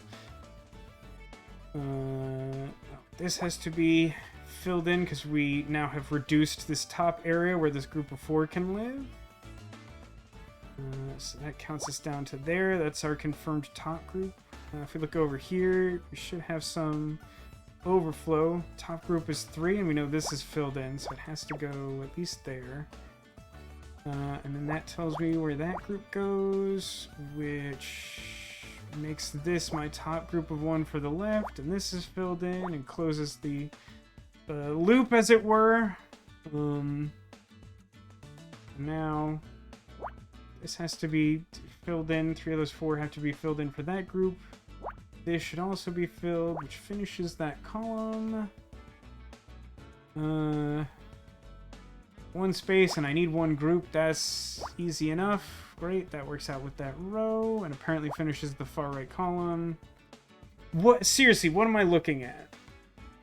I want to say that this is like... I want to say that this is some sort of like proto-emoji with like 2 like vertical dash lines and kind of making like gritted teeth face looking at a weird angle. It almost looks like Kirby, maybe. Like someone did some like fan sprite of Kirby that doesn't look quite right. These columns are both done. That's great for me. Love that for me. This one also apparently done. Lots of done columns. This group needs to be finished. That also finishes yet another column. That leaves this space that needs to be filled in, this space that needs to be filled in, and Kirby! No, it is like a moon pie? Or like a book? No, it's a book. Kind of looks like it's got a fit. You see it, though. You know what I'm talking about. You think we're a D-rank detective? Still not. We're so bad at detective. The Anemone's logbook. There's an entry for every day. All written by Mal. Yeah, because he's the captain of the Anemone. Why are you making this weird?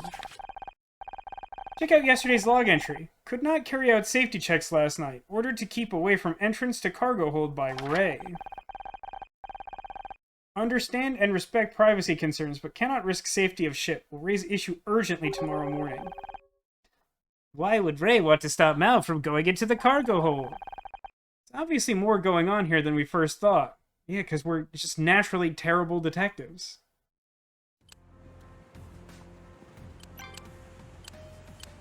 It's time to ask a question or two. Let's go to deck. Okay. I don't know who I would ask about what. Let's start with Detective Cross. Welcome back. You get everything sorted? Not quite. I'll explain later. What's the plan, Detective? Mal Cruz is our primary suspect. We should find out as much as we can about him. You know, by not knowing anything about him or where he is and just wildly speculating. That's what detectives do. What about the others? You mean the people from the tail section of the plane in Lost? No, wait. Lost hasn't come out yet. It's the 90s. The 60s were 30 years ago. I'm keeping my eye on Ray and Iron, but there's no major evidence against either of them so far, other than the fact that they're both extremely suspicious in every possible way. As for Clyde, I'm still not sure what to make of him, but I think I'm going to marry him because I trust him so much. Any luck tracking down Mal? I had the boys at the department look up his home address. They sent a squad car, but it looks like nobody's in. Perhaps we should have checked the fact that his home address is on a boat and they just drove into the ocean. It wasn't a great look for the department yet again. It thinks his taking a sick day alibi. They've still got a few places to check, but wherever he is, he's keeping quiet. Suspicious logbook. Mal wrote an entry in the ship's log yesterday. It says Ray Kino ordered him to keep out of the cargo hold. You heard Ray earlier. He doesn't want people snooping around his boat. What's that got to do with the case? He's trying to hide something. Shouldn't that put Ray back on our list of suspects? We hadn't ruled him out! Knowing him, it's probably something to do with his sister Iron.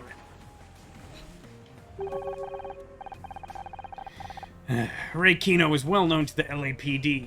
He's represented his sister in over a dozen cases and won every time. Hey, that seems deeply problematic. Hey, listen.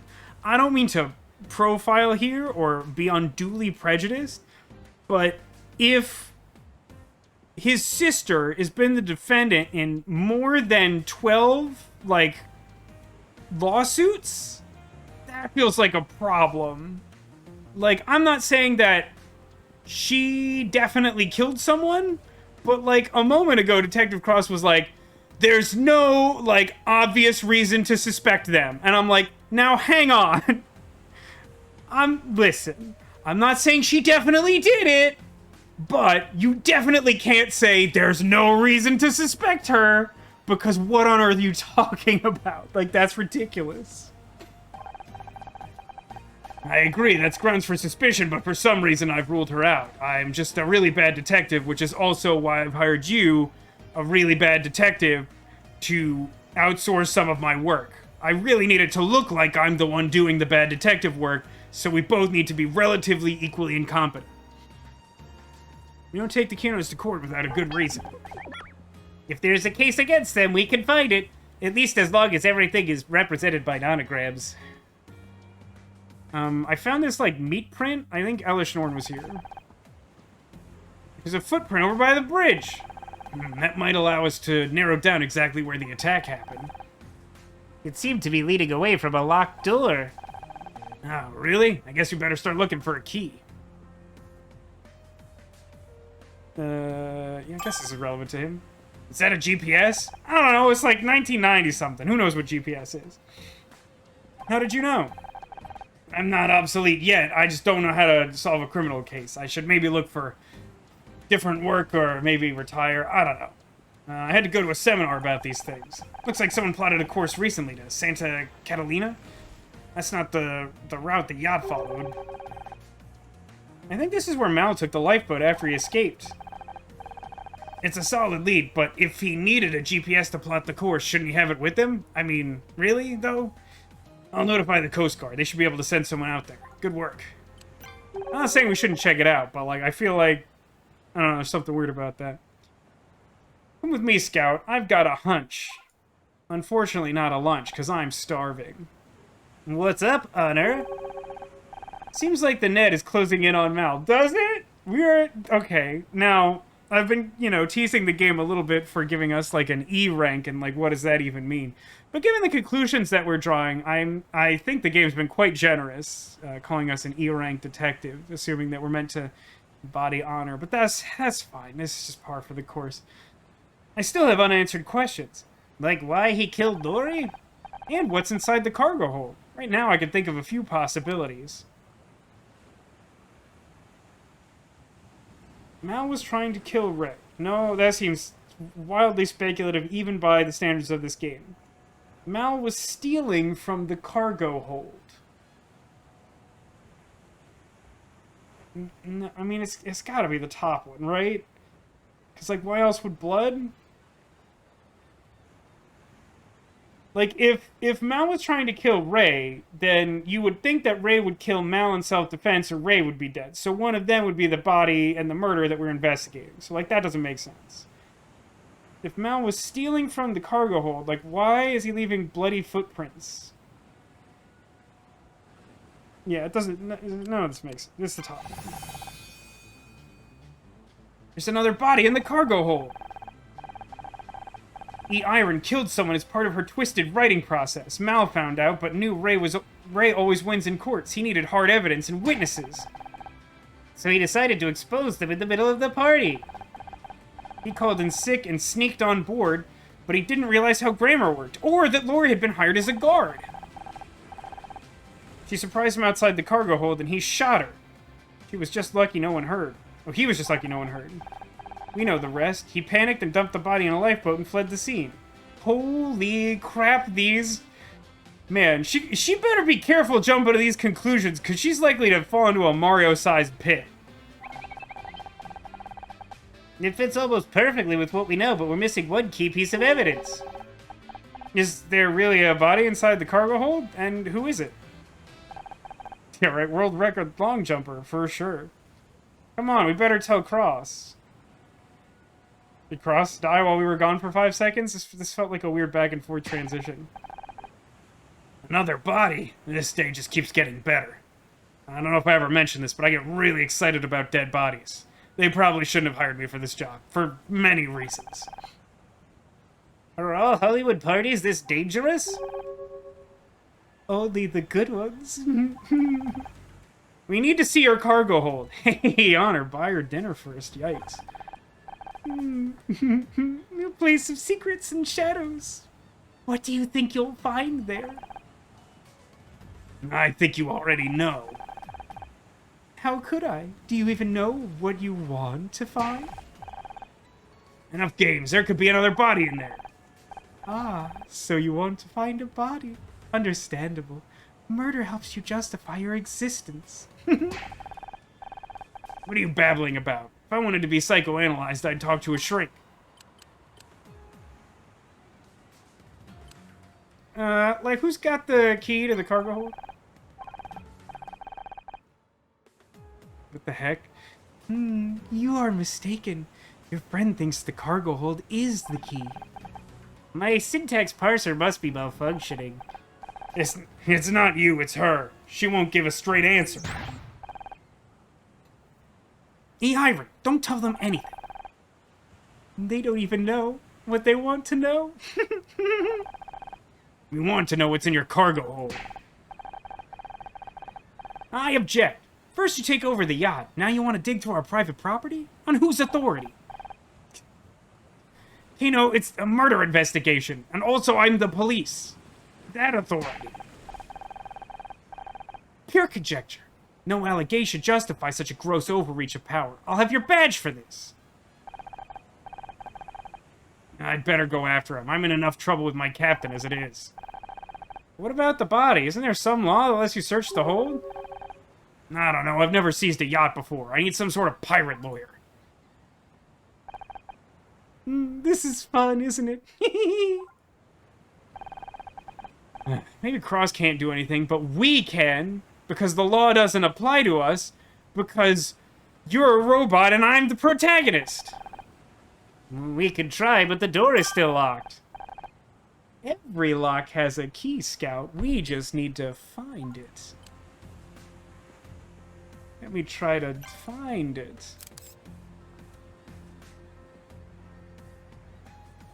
There's a lot of stuff on this boat.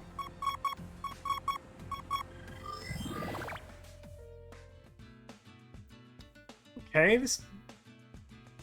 this feels like it's not going to be a hard one, but we've been proven wrong before. So yeah, first we get all but 4 overlap with 11 out of 15. And then we get all but 5 overlap with 10s out of 15. You find it! Very good. Very good. Alright, so... Oh, wow. This is pretty wild. So this row has only groups of 2. I already have 2 spaces filled in, so what I know is one of these 2's filled in, and the whole rest of the row is blank. That's pretty weird. I also know, because I have 2 groups for this row, and like spaces filled in at different points, and also because I can't fit a separate group of 2 over here, that this here's our rightmost group of 2, and then anything that's more than 2 spaces away from that filled in one, also blank. This row has only 2 groups. One of them is 1, which is accounted for on the left, and one of them is 3. So one of those spaces is filled in, and the rest is blank. Jiminy Christmas. Again, got our leftmost one, that's accounted for. And then anything more than 2 spaces away from this is nothing. Wow, the rightmost group for this row is 1.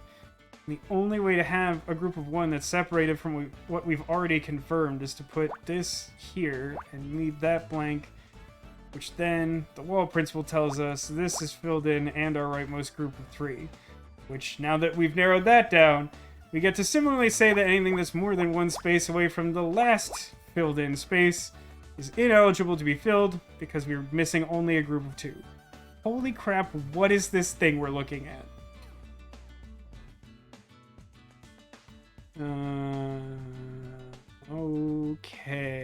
Okay. Literature club. 2, that's probably gonna be nothing. 3 and 4. Ooh, 5. Fee, 5, 4, 3 base. Ooh, that is just enough flexibility that I know nothing about this column. Clearly a turkey. I think it might be a Jigglypuff, seen from above.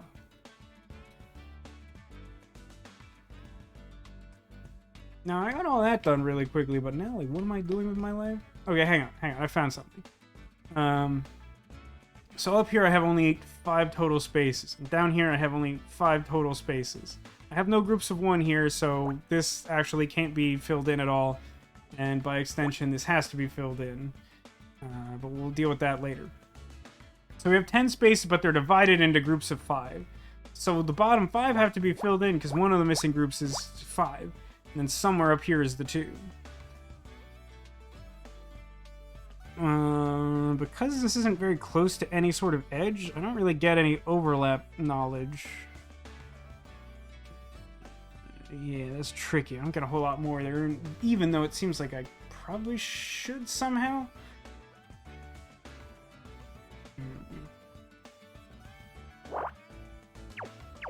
Misclicked incredibly there. Well, okay, hold on. I got a little something here, right? So I got 5 spaces here. My rightmost group is 5. Since I can't fit an entire group of 5 and separate it from here, that means that this space has to be part of the group of 5. So then at least this is blanked out. So then... tell me. This can't be the bottom group anymore because it would need to have at least 3 spaces. There's only 4 spaces here where I have a confirmed space filled in. So 3 of those 4 have to be filled in, so I get some overlap here. That means I now know exactly where this group of 6 goes. Then I, like above, get to rule out like a bunch of what's going on. Anything that's more than 2 spaces away can't be part of it. It's just like an hourglass on the left and like a bottle of wine on the right. I don't know how that would be evidence.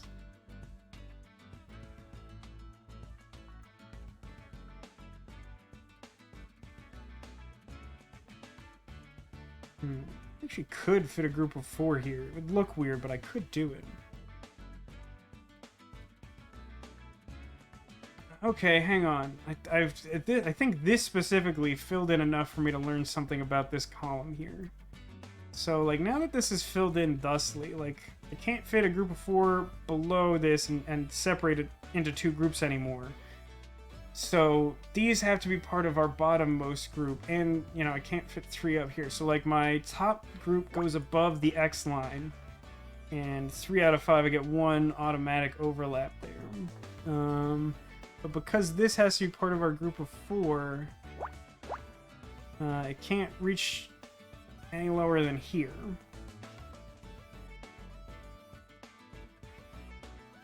I guess I could still technically fit 2 groups of 1 here, so I can't count these as groups of 1 yet.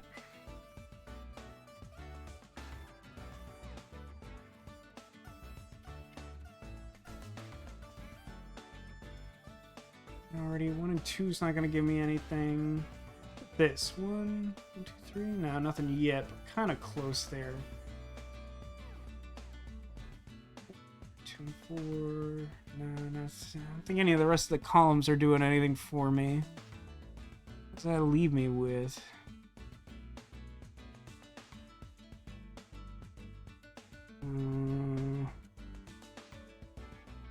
Let me see something. I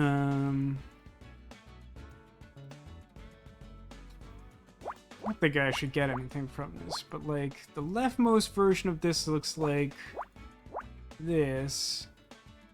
1, 2, 3, 4, 5 space 1, 2, 3, 4. And the rightmost version would be like 1, 2, 3, 4 space 2, 3, 4, 5. Does that tell me anything? I think that's too open. There's probably something I should be able to get out of that, but I don't smart enough know good what that do.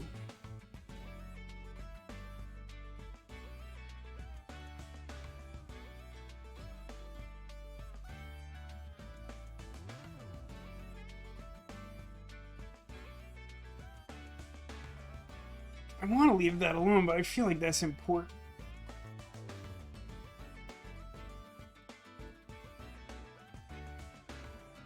I'm going to leave it alone because I'm not smart enough. I'm not smart enough. Nah, that's a problem. I feel like I need that. What else would I look at?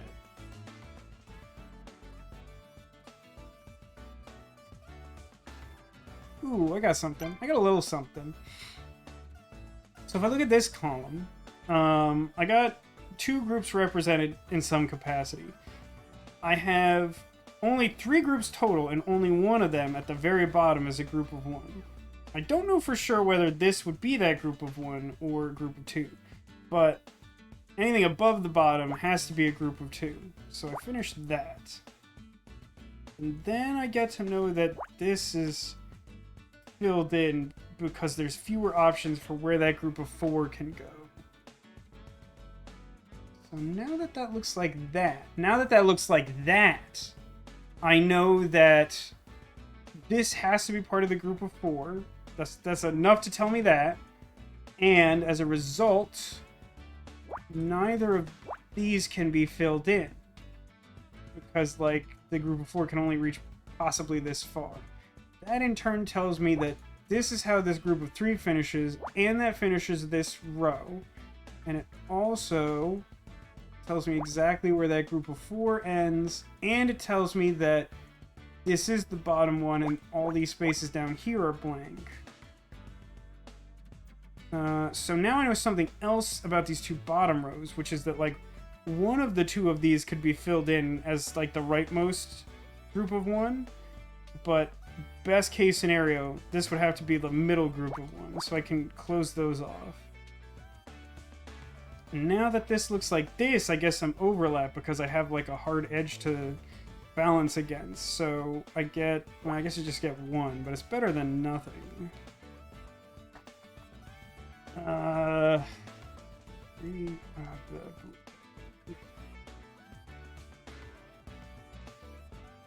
Yeah, we're learning stuff. It's all like shotgun info dumps right now. Hang on, we've extended these overlaps, right, by one. So these aren't eligible for these groups of 10. They both have dipped below the midline, and like the overlap was just in the middle section.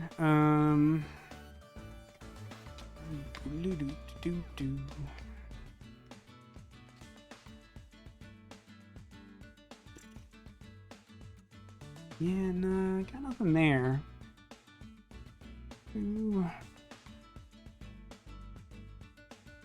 No, hang on. This has to be filled because it's part of my bottom group, and the bottom group has to be 2. So now I know something. Hey, check this out.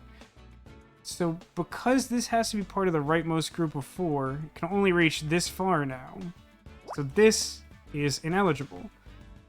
So that tells me 2, 3, 4, 5, 6, 7, 8, 9, 10. Okay, good. For a second I was eyeballing that and thought I only had 9 spaces and that would have been a problem. What that also tells me is that all of these spaces are blank. So now I get extra overlap for the 5. Starting to narrow things down. Speaking of overlap, now that I have a space filled in the bottom half of this column, my bottom group here is 3, so this is definitely filled in, and I need one of the one above or below it.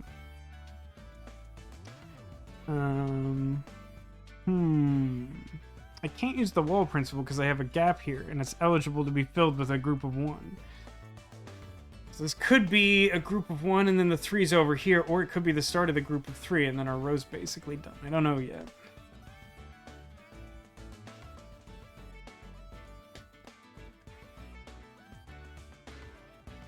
If I go back up here, the rightmost group for this row is 2. I can't separate that here, which means that this has to be part of the group of 2, which then also means this is blank.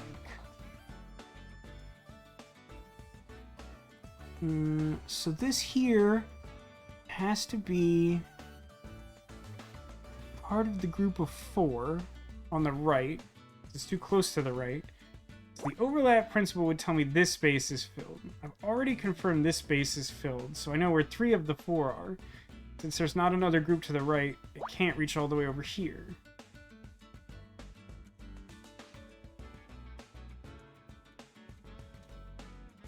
Likewise to above, can't fit a group of 2 over here, so this has to be part of the rightmost 2, and then this is ineligible. So we've almost got our right column finished now.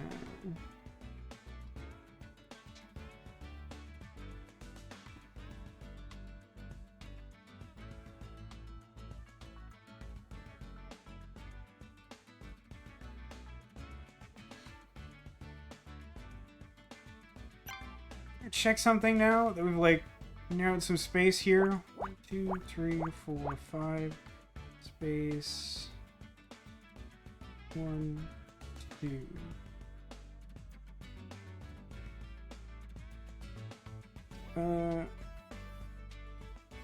Maybe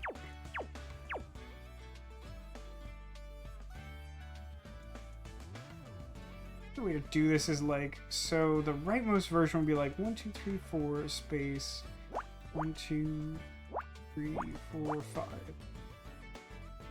and then 1, 2, 3, 4, 5. Yeah, that's easier to wrap my head around. Okay, that's fine. So those should all be filled because we have a big enough group and we've narrowed down the space enough that even though it's a little jankier than I'd like, that should be true. What that leaves us with here is in this column, I have a bottom group of 4 that this is a part of. There's 6 spaces here, so like These middle two definitely have to be filled. Here we have the same thing, right? It's the same squares, and it's also a bottom group of 4. Yeah, okay. Interesting. So, if we look at this row now, I'm only missing 1 square from this group of 5, so it can only reach over to here. So that means that, like, this has to be separate from this group, and I need only a group of 3. So, like, this space is filled in, and then that has to look like that. Which doesn't change anything about what I know about the group of 5 here, but it does finish the other half of the row.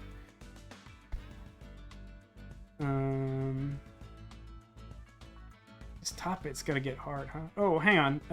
Because I filled this in with the overlap, this has to be continuous with the rest of this, because there's only 1 group in this big 10 space. So, like, 1, 2, 3, 4, 5, 6, 7, 8, 9...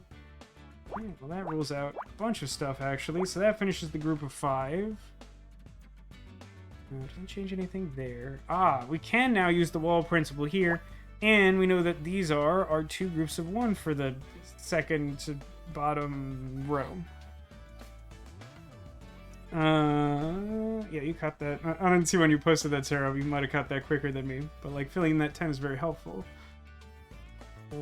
We now know that this is our rightmost group of 2, because I can't fit another group in that 1 gap there, so we just separate it. That's cool. Getting close to narrowing this down. The 1's still, like, close. Yeah, that'll... Oh, hang on. Actually, this has to be blank, because this has to be part of our group of 3 on the right. So then that's filled in, and that gives us our entire top row. Which, while not immediately helpful, is probably a little more helpful than it seems. Actually, take a look at this. Somehow, I found the exact position of this group of 3 without paying attention to it at all. This tells me something. So, if I fill this in here, it will make a group of 3. But what I need is a group of 6 and a group of 2. This has to be part of my rightmost group, so what we're looking at is, here's my rightmost group, this has to be a space, and now, 6. Now I know exactly what that row looks like. This column is done because I finished that group of 2 up at the top. Now we can use the wall principle to count these top groups for all of this business. It's a lot of business. Look at all my business. I'm also going to have a definite endpoint and just 1 group to fill, so that row's done too. I think we've pinpointed this 11, right? I think there's only... No, hang on, that's 12 spaces. So this, and then 1 more. 2, 4, 5. Yeah, that's right. 12 open right now, and we just need to pick the top or the bottom. Okay, I narrowed the middle things down very much. That's interesting. Oh, okay. Filled this in using the 11. That tells me that this space is blank because I now have a range of where 3 can reach from that point. Got some guesses about where things are gonna land from here. 1, 2, and...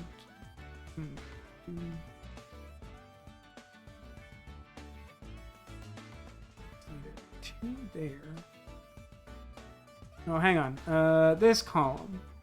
I just need a group of 2 that I've already started. So we fill that, blank everything else. Does that help with anything that I'm currently stuck on? Doesn't look like it. Oh, hang on. So, if I fill this space now, it makes a group of 5 on the right, but I need a group of 4 on the right. So I can't fill this space in. And then I have to fill this in, which tracks with the 10. Yeah, I must have cleared that and not paid attention to it. But then that gives me the start point for the group of 5, so we finish that row as well. Now that we've filled this in, that's our bottom group of 2.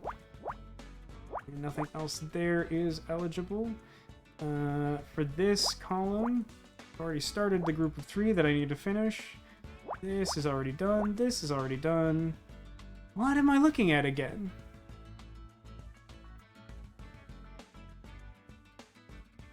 I do that all the time, Sarah. Like, sometimes when I, like, catch something I just haven't quite filled in, I'm like, oh, I broke it. But, like, those get me a lot. Okay, so I X'd out something here, so now I know that 3 of these 4 spaces are filled as overlap.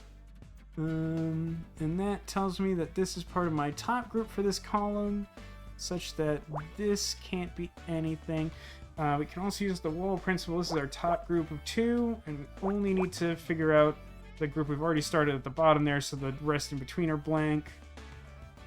Because I filled that in now, that finishes this row, because that was the last group I needed. Now I have only exactly enough space left to finish that row, so everything left has to be filled in. Likewise this, likewise this. These just finish the groups we've already started. This can't be anything because it's single space by itself, and I need 2 more. This needs to be filled in because it's the last one in a column that needs 1 more space. So what that tells me is, this is my group of 3, finish the row. Only missing 1 group of 3, so that has to be continuous there. Count this up to 4. It's balloons! It's balloons! It's balloons. I can tell what balloons are by looking at them. VascoDaGamer 2023.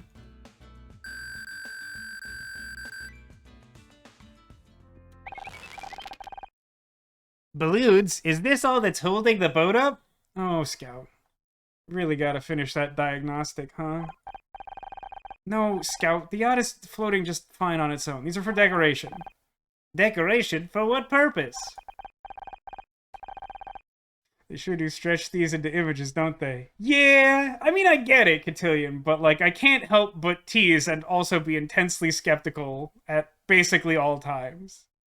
Like, it's the type of thing that requires some suspension of disbelief, but, like, I'm pretty happy to do that, as opposed to, you know, accommodate some of the insane logical leaps they make in the like story parts of the game. Those are much harder for me to deal with, but I agree, like, sometimes I look at stuff and I'm like, nah, you're wrong, that's not what that is. There's not really a purpose to balloons. Sometimes you just want a place to look nice. And you do this by hiding parts of it with bright colors?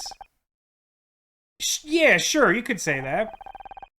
In that case, we should keep these balloons. You never know when we might need to hide something.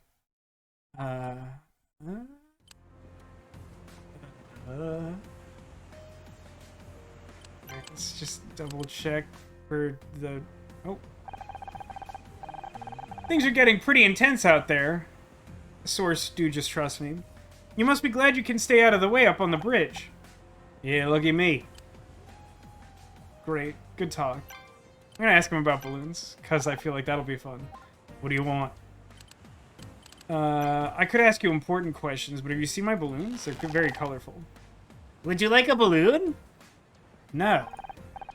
Are you sure? It could help lift your spirits while you wait for that radio signal. I don't think he wants a balloon, Scout. I don't understand. This guy's the culprit. Listen, if Scout offers me a balloon, I'm gonna be like, this is the best day of my life. Like, I don't understand what's happening here, but please give me the balloon floating robot friend. Why would we say this to, like, some random person who's definitely not free of suspicion? Closing the net on the killer! This investigation has taken a few twists, but I'm sure that at rank E, I'm very close to cracking it based on almost no viable evidence. Good for you. Has the radio signal repeated? No, nothing but static. Can you help us get into the hold? We think there might be a second body in the cargo hold. You know, Hollywood parties. And we need you to help us. The cargo hold is locked and we can't get in. Guess you're out of luck. But you're the captain. Can't you open the door for us? Not without a key. Don't you have the key? Nope, Captain Cruz has it. He could be halfway to Tijuana by now. Guess so. Darn it, how are we gonna get inside with no key? All of my most important system functions have a hardware backup. Shouldn't that be the case here? A backup? Of course, there must be a spare key somewhere, right? I mean, not necessarily, but like probably. Probably? Oh, thanks, Demolition. I feel like I don't know. Something about this case has me feeling like I'm phoning in some of the voices, but Scout's really easy for me to hone in on. So like he's a good constant. As the owner of the vessel, Ray would be the logical choice. Does that seem correct, Captain? Mm-hmm. Only problem is Ray's the one trying to keep us out of there. He's not just gonna hand us the key. We will need a plan. Perhaps it will involve balloons. I don't think any of the... I mean, I could show him the captain's log, because he's the replacement captain. Yeah, okay. Do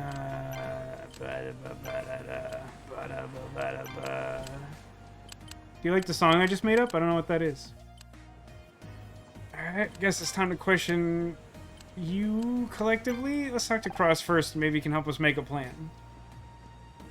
How's it going? Oh, I thought that was him asking us. Let's see he asked himself. How's it going? Bad. What? Ray's in full-on legal eagle mode. Can Ray get you into trouble? He's got friends in City Hall. They can make life very uncomfortable for people who step on the wrong toes. But that's corruption. This is Los Angeles. What did you expect? Not saying we have to stop the investigation. I just need to tread lightly. You only get one shot at Ray Kino, and if you miss... You hit the balloons? How do you get in the hole? Still looking for a way in the hole. Any ideas? You're determined to get on Ray's bad side, huh? You've been on his bad side ever since we found Lurie's body. Might as well double down. Your dad would have said the same. You got guts, Mizrahi, I'll give you that. Must be someone around here who knows where the keys to the hold are kept. Have you tried asking Captain Musselman? Wish I could help, but if Ray catches me trying to get onto that cargo hold without a warrant, my career's over. Clyde says there are 2 keys. Does he? Or was he just standing next to us when we were like, there are probably 2 keys. That's it, I've decided there's definitely 2 keys. Mel had one, and God knows where he is, but Ray probably has the other. In other words, we can't get our hands on either of them. Not necessarily. Ray won't just give us his key, but that doesn't mean we can't take it. You want to steal the key? What, are you a pickpocket now? Look, first of all, we don't even know if Ray has the key with him. He probably keeps it someplace safe. Second, it's not stealing, it's borrowing. Yeah, I'm pretty sure it's stealing. I genuinely don't know. I mean, like, this being a yacht complicates things a little bit, but, like, isn't him not showing us what's in the hold, like, at least theoretically, like, obstruction of justice? It may not apply because we may not have jurisdiction on a boat, but I feel like blatantly not cooperating with the murder investigation, like, that's sort of the crime, typically. You want to find out what's in the cargo hold or not? I guess if I can convince Ray we found the key somehow, he might give something away. Let me know if you want to try.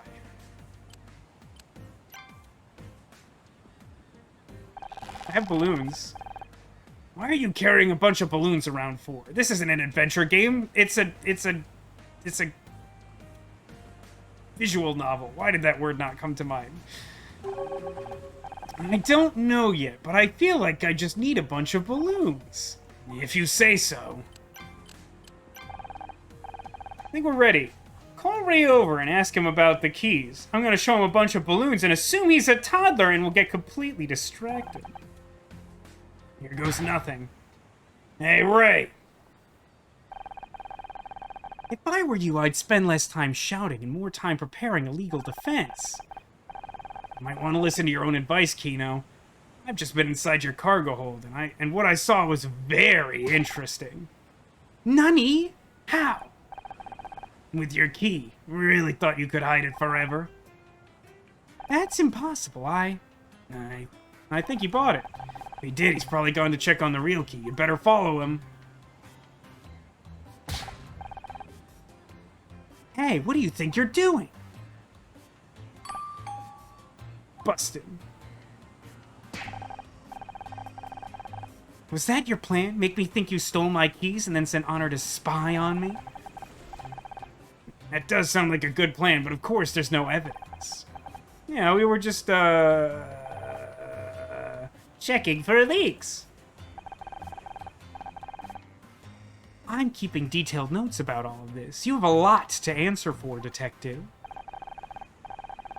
At least we know we're on the right track. We just need some way of following him without being seen. Like a GPS? Like tying a balloon to him? Or he's too careful for me to follow him, but what if we disguise Scout? Ah, of course. The worst plan I've ever heard of. Very good. With balloons? That's literally the worst plan I've ever heard of. He's the same size? That's a ludicrous thing to say. He's not the same size as a single balloon, and any number of balloons can be configured to any number of size. What a strange thing to observe. Anyway, he's the same size, he can float, what more do you want? There has to be some other way. I refuse to let this be the way forward. Logically, Detective Cross stands the best chance of disguising himself as a balloon. Does he? What? Are your wires screwy or something? I don't look anything like a balloon. Perhaps not, but you are full of hot air. I think Detective Cross is gonna have to get back on the radio to report another murder on this boat.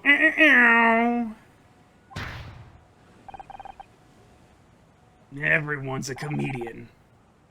Can't argue with his logic. No, I mean, you could. We don't need you to look like a balloon. You just need to hide behind them. Understood. I'll give it my best shot. Please tell me there's a special sprite for this. Oh, good. How do I look? Just bonkers. Just bonkers, Scout. Buoyant. Do you think it'll work as a disguise? Only one way to find out. Hey, Ray, I'm gonna do exactly the same thing as before. Pay no attention to this Isle of Balloons with a face on it that is the same size as our floating robot friend. What now? Got a little surprise for you. Balloons? It'll take a lot more than that to convince me to drop my case against you. Forget the balloons. What you need to concentrate is this. I've just seen in your cargo hold for real, I promise. Scout's Honor. It's the title of the chapter, so it works. Don't make me laugh, Detective. You know as well as I do that you don't have a key. Didn't before, but I'm a detective. I find things. Katie says, I never noticed, but Honor is wearing a 90s library carpet for a shirt. I like to think that she's wearing the entire introductory sequence to Saved by the Bell as a shirt. You're bluffing. Believe what you want, it'll all be in my report. Come on, Mizrahi, we're done here. But don't bring those balloons, I hate them. Leave those balloons right there, please. That's impossible. He's all talk. Unless, maybe, could they have...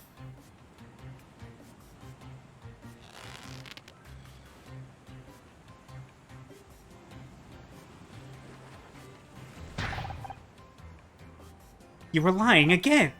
Is that so? I hope you have a good lawyer, Detective. You're gonna need one. It's the most ridiculous thing. I hope that worked. There's no way he's gonna fall for that again. Honestly, I feel a little physically ill that we even tried it. He went to the other end of the boat and looked inside something. That must be where he's keeping the key to the hold. Let's go.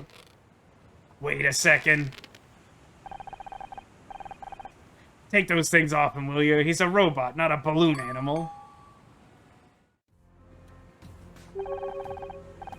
You sure this is where Ray looked? I can't see a key. Yes, it was inside something over here. Oh, puzzle. So... 9's the minimum? Hold on, it's all but... 6 overlap in 15. Okay, that's good. We can Well, principal, those. It's the top ones. Only he was a pocket watch. A pocket watch. Yeah, I know Ditto sent me a link. I haven't honestly looked at it to try and harvest that as an audio source. But I promise, the thing I've been working on for Sunday, it's maybe worth it, but maybe you don't care. But it took a lot of time. It took all the time I could possibly have spent on trying to make that work. So yeah, we got 5 overlap with 10 out of 15. Does it tell me anything useful? Not immediately. 10, 11, 12, 13, 14. Oh. These should both be full, I think. Hold on. 1, 2, 3, 4, 5, 6, 7. 1 again. 1, 2, 3. Yeah. That's the only configuration that works. That is enough to fill 15.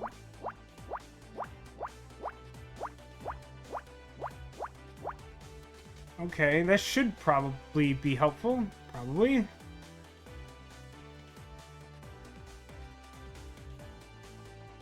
So clearly none of these are the rightmost group of 1 for their various rows. So these ones that are more than 6, because like 6 could theoretically reach to the far end from here, but the ones that are bigger than that get some extra overload, because even if they go all the way to the edge, they still have to count out 4 for these 8s, and then 5 total for the 9. Actually, wait a minute. I'm gonna leave this like this for now, but technically I know more than this, don't I? Because, like, the 6 can't reach all the way to the end. So what does that tell me exactly? Everything is 1 further over? No, 2 further over. Because, like, at minimum, all of these have a group of 1 to the right. And then, like, this space would have to be blank. So the actual edge we're counting at from all of them is here.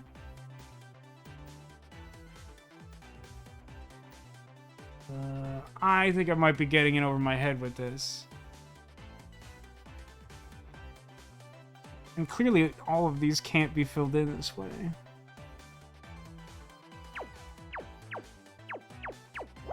I'm just gonna leave it like this. I'm pretty sure this is true. I know that these have to be part of those, and at minimum this is true. So I'll leave it like this. Oh, hang on. It doesn't apply to these ones.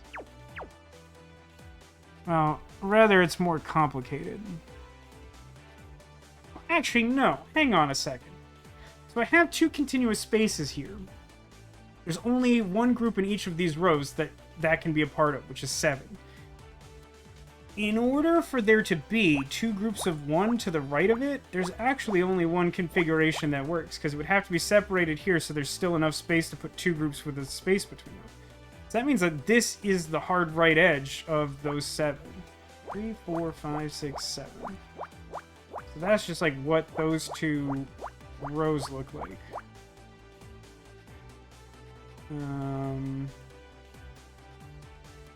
Okay. Let me check something here too. 3, 4, 5, 6, 7, 8, 9. Yeah.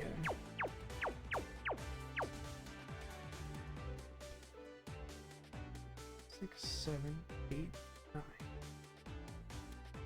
I think these are necessarily blank, right?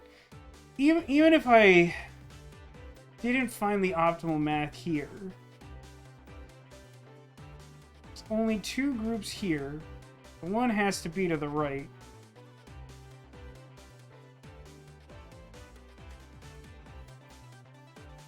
So like 1, 2.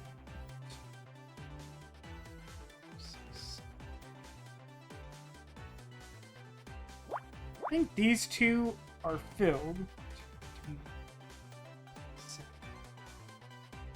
And, like, these can't be anything.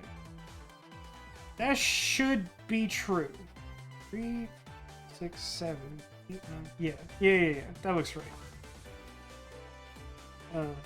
These I don't want to mess around too much with, because there is a left group for each of these and a right group, but it complicates things a little bit, but I'm pretty sure this overlap is all correct. Oh, hang on, I'm dumb. For some reason, yeah, because of the 9 at the top, I was considering this column different than the ones next to it, but it's exactly the same. It has the same numbers, and there's only one configuration that works. So what does that do for me? Got this big overlap here.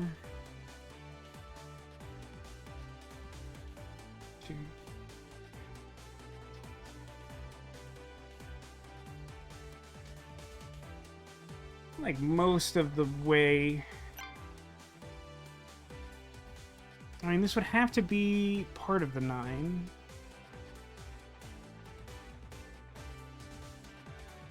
Actually, this has to be part of my bottommost 2. So, like,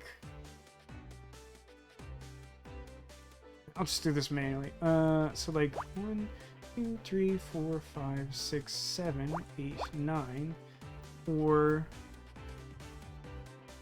I mean, this can't be anything, so it'd be like 1, 2... Yeah, no, like, that's just it, isn't it? That's just, like, what that looks like.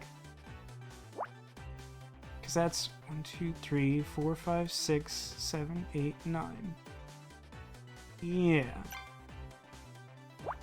So that being true... This is the same configuration. I think all the same parameters apply. Let's just do it manually to be sure. Because we have a different sort of starting set of things to look at. 2, 3, 4, 5, 6, 7, 8, 9. This has to be part of the bottom group of 2 because I can't fit something below it. 2 can't reach to the edge. So, lowest possible version of this looks the same as the highest possible version. It can only be start 2 here, start 9 there. Counts the same way both directions.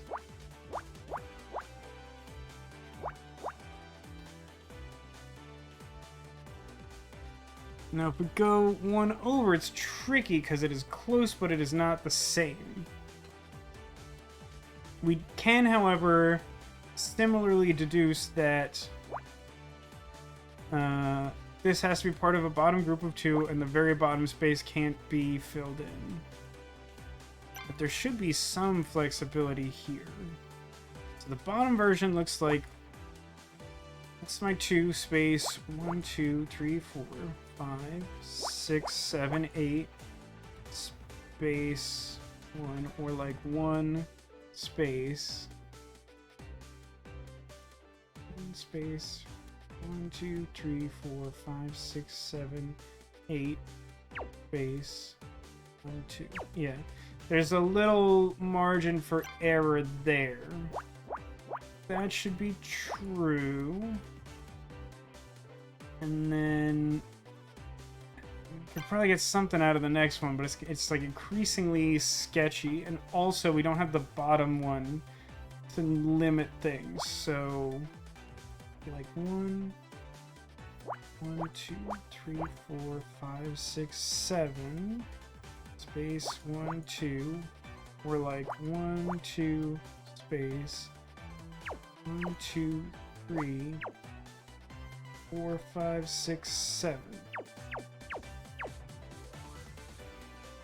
So that looks right to me.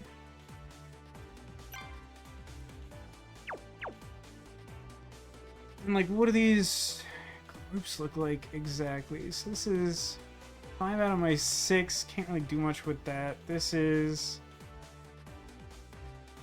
6 out of 8. Yeah, with the way these look, that's not a lot to go on.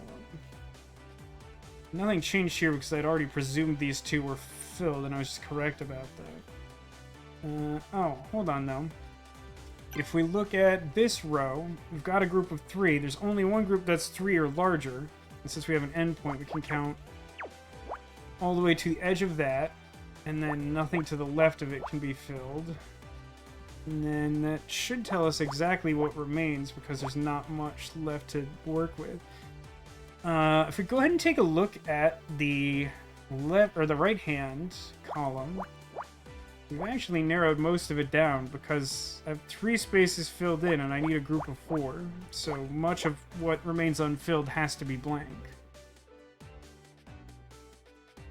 Dang it. Oh, hang on. If we look at the bottom row now, similarly to what we just did, we've got a group of 3 and an endpoint, and only one group that is large enough to encompass that. The rightmost group of 4. Somewhere over here is a 2. Nothing further to the right can be filled in. It does give us the exact position of the bottom group here for this column. And then we can sort of use a extrapolated wall principle here. We have just a space here. We know the next group up is 2, and I have 1 space filled in and a blank, so they have to merge together. So now, that finally gives me 6 consecutive spaces to be my big group of 6 in the middle here. Now if we go ahead and look at this column, again we find ourselves with a group of 3 in a column where there's only one possible group that can fit, and since we also have an endpoint for it, we know exactly where that goes. Then we know that there's one group below that, and this space would be overlap of all possible options for where it can go. As we've stretched this out so far, we should be able to remove some possibilities from the other side. This is 4, 5, 6, 7. We can use the overload principle, so we have 7 filled in. 1, 2, 3, 4, 5, 6, 7. No, that's 8. 1, 2, 3, 4. Yeah, that's 8. So then this is overload because it can only reach to here and has to extend at least 10 from that spot, and it can only go so far as that. So these ones are ineligible. Doesn't seem to rule anything out because we mostly have groups of 2 over on this side at the bottom.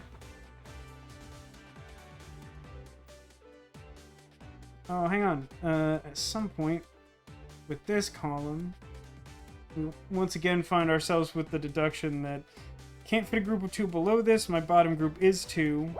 So like this can still connect to that and make a group of 2, but the very bottom space is not eligible.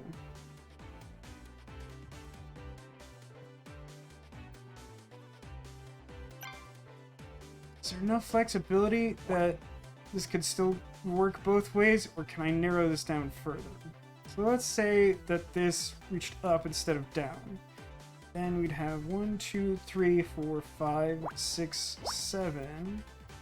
Yeah, and there's still 2 different spaces there. So I think there's enough flexibility. I can't rule that out further yet. Let me check something here in this 9 and 1 column. So we have 3, 4, 5, 6, 7. This could be filled in and make 9. But it's not depth. Oh, it is depth. So check this out. I somehow, without paying attention to it... Oh no, this one's still empty. Okay. For some reason my brain was registering this as an X, which it is not. It's not an X. So yeah, that could still go either way, and so could the 9. Like the 9 could reach here, and this could be the 1. What else we got going on here? If we look at this column, we have 6 spaces, and 5 of them need to be... No, sorry. We have 6 spaces accounted for and 1 variable, so we should get some overlap with the 4. 2, 3, 4... Space 1 or 1 space. So all of those should be filled in. What does that tell me? That would tell me that this is the exact spot where the group of 1 has to go for this row. And then 1, 2, 3, 4, 5, 6, 7, 8. So now I just need to figure out which one of these 3 is filled in, and then that row is done. Still 4, that's fine. that out just yet.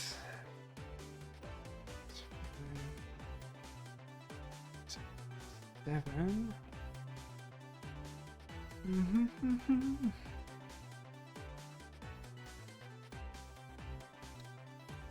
Not narrowed down enough yet. 6. Oh, hang on. 1, 2, 3, 4, 5, 6. So this can't reach to here anymore. Only reach one space on either side. Super useful. Oh, hang on. I have an endpoint for this because I finished the group of 6. So that tells me 1, 2, 3, 4, 5, 6, 7, 8. So, yeah, okay. Got my top bit. I just need to figure out one more space there. Which I think knowing that will help me solve the one next to it.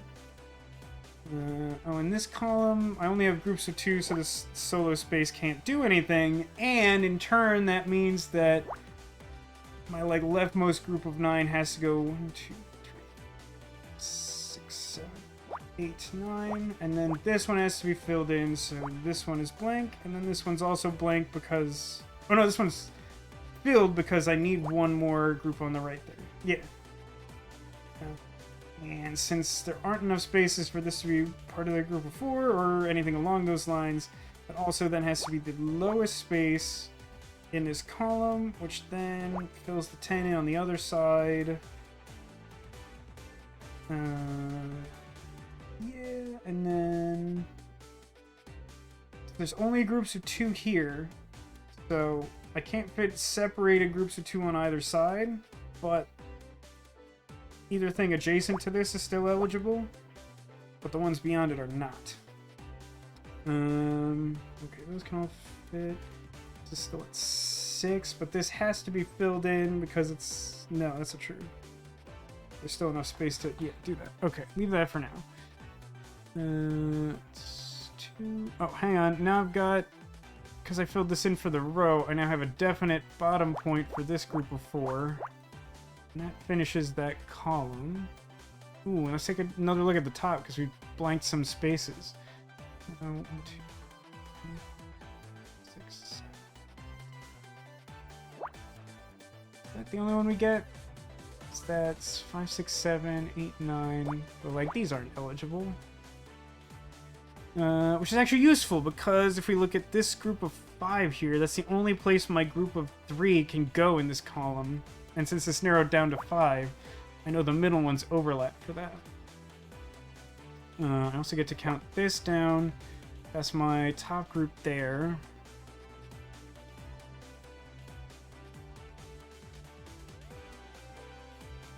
Ooh. Yeah, we've got this right side locked up enough that I know that these spaces from this group of 4 I filled in have to be the rightmost one for each of those 3. So now I have a definite endpoint for these. So that's 2, 7, 8. So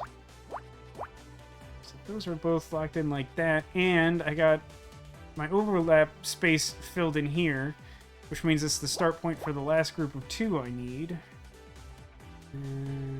These are a little flexible still. Is this up to 6 now? 1, 2, 3, 4, 5, 6. Great. That means I can close off either side because that is the biggest group there.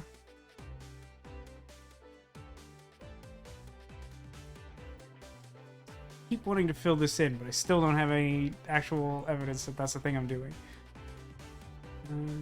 Okay, so now in this column, I need 2 groups of 2, and I've eliminated most possibilities. I just got these 3 where 2 need to be filled in, and I have another 3, and 2 of those have to be filled in. So that's got to be my overlap there. That could be part of the 2, or it could be these 2 filled in. Actually, that can't be true.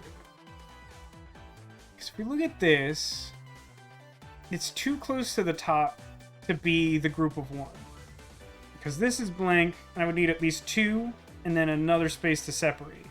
So that means that this has to be part of the topmost group of 2, but it also can't reach all the way up here.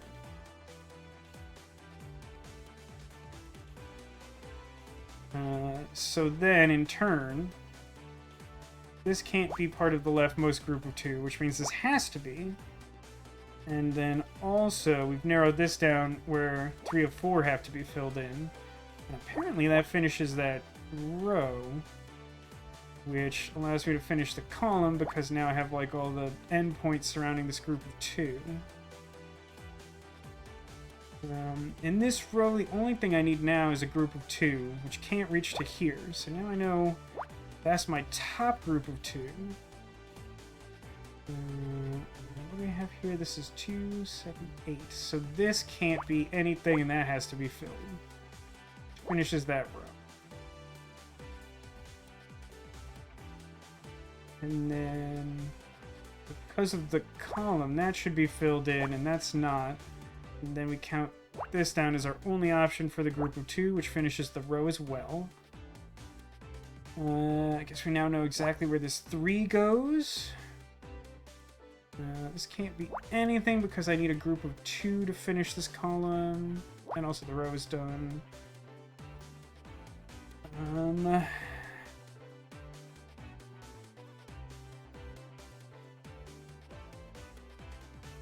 I do have overlap here. That finishes the column. 2 of these 3 have to be filled in to make that last group, and that was the only space I needed for the column.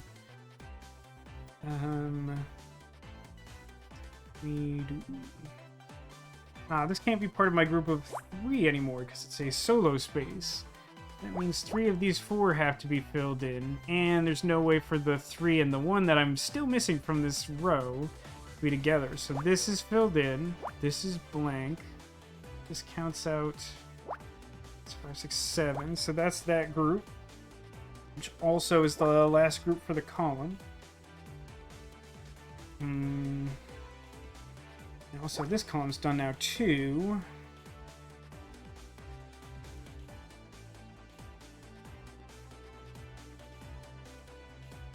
This can't be anything because it's just one space by itself, and I need a 2 to finish that column.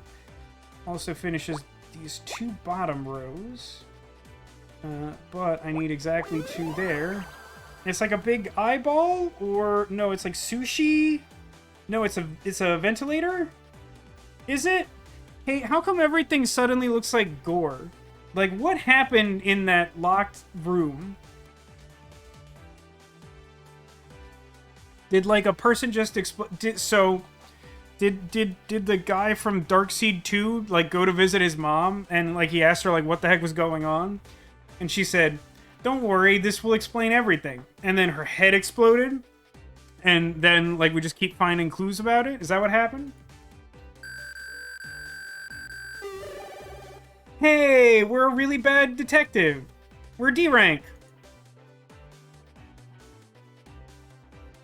Maybe it was the guy with the number 9 bracelet. Yeah, it could be him. I don't remember his Japanese name, but they eventually tell you. Oh, hey, it's one of those boat horn things. I think there's something inside.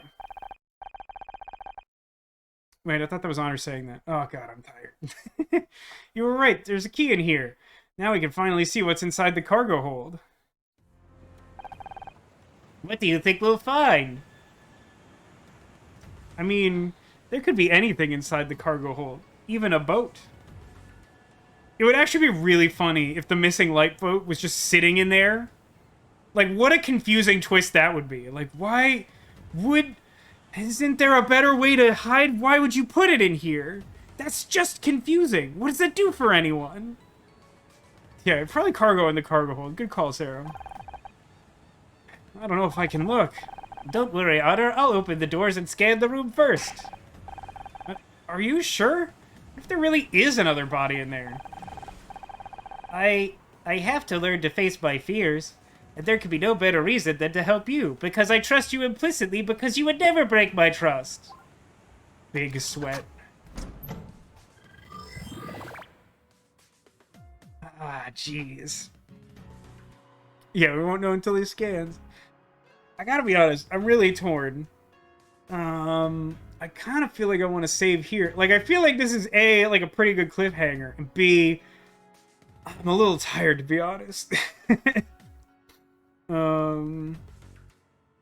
We did go a full 3 hours. How many things did we... I have no idea how many puzzles we solved. It was way more than I would expect, especially considering we spent like 40 minutes doing none puzzles. Definitely reached some like zen state of like better understanding for puzzles. Save.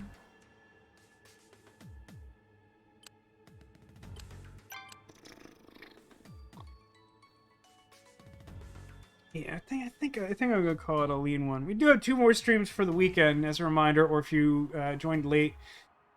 Tomorrow we're gonna play some more Disco Elysium, and the fact that it's really hard to think of like things I should know. Pretty good indicator I should start wrapping up the stream. But also, I've committed myself now to my Sunday bonus stream. There's something I've been working on behind the scenes that I wanted to show off this weekend. And I think Sunday makes the most sense. I don't want to disrupt the existing games. I know people were excited about Disco Elysium, and I don't want to like put that on hold for a week. Plus, I have some sort of free time on Sunday. Usually I'm hanging out in my sister's chat because she's streaming in that time frame, 10 a.m. Pacific on Sunday. But she's currently... otherwise occupied, and as a result, free real estate for me and my extremely dumb thing that I don't know if anyone will enjoy that stream, but I hope they do because I am excited about it. I just double save this because I hate solving mid puzzle, but I think that is the correct thing to do. Great, save complete. Return to title. Exit game. That's the kind of thing to say, Demolition. I feel like somehow you're like spiritually obligated as moderator, but either way, I appreciate it. I will say my expectation is it will probably be a short stream. I do have some other stuff I want to get around to, and also I'm not entirely convinced how it will play out, but we'll play it by ear. But my estimation is like between 1 and 2 hours, maybe longer, but that's my estimate. Just a little bonus to offset the fact that I will not be streaming next Saturday for Easter-related reasons. Okay, that's all the things that I wanted to restate for anyone who joined late. Yeah, I think that's all the orders of business. Anything else anyone wants to discuss to pad out the stream? Any questions about any sort of thing? Do you think that I could disguise myself as a bunch of balloons? Do you think I could pull it off? I am the correct round shape. And, this is true, if you touch me, I make a weird rubbery squeaking sound. Don't think too hard about it. It's the perfect response, Castleard. Did I put that on here? I don't think I ever did I? Yikes Forever is a recent enough addition that I never put it on the Stream Deck shortcuts. That's weird. It's a weird, dumb thing I've done. I could do that now, but that's an incredible waste of time. Funniest movie I've seen. Gosh, that's a tough one. I mean, I don't know. Part of me is inclined to say something like almost no points for some reason. That is odd, Castleard. You're always hanging around. I'm inclined to say, like, in a way, like Austin Powers? Like, Austin Powers definitely hasn't held up 100%. It was, like, one of the greatest comedies ever in the 90s, but at the increasing rate at which societal norms have changed in the past, like, 3 decades, you know, stuff hasn't necessarily aged well in it. But at the same time, it is also, like, an incredibly, like, clever and, like, subversive, like, send-up of the whole spy genre. And I don't know if it's necessarily, like, the hardest laughs, but they're all very, like, clever jokes for the most part, and they, like, because they're, like, sort of situationally based and well set up, like, they continue to be funny.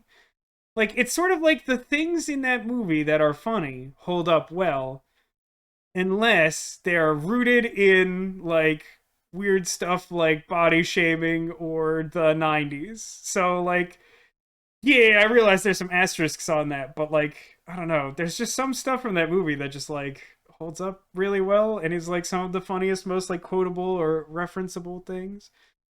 But like I don't know, like what's the movie that has like the individual hardest laugh? Like I don't know. I don't think that's necessarily what you asked, but now I'm like thinking about it. I don't know.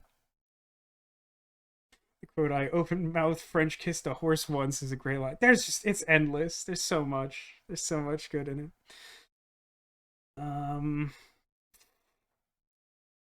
I don't know. Maybe I'll give that some thought. It's tough because, like, it's the sort of thing where, like, if something reminds you of it, it might be really obvious. Yeah, Emperor's New Groove ranks really highly. I do still think that movie's underappreciated. Like, I think it has, like, more appreciation than it did when it came out. Which, like, I don't know. My recollection was, like, based on whatever advertising was out at the time, like, I was super excited about it.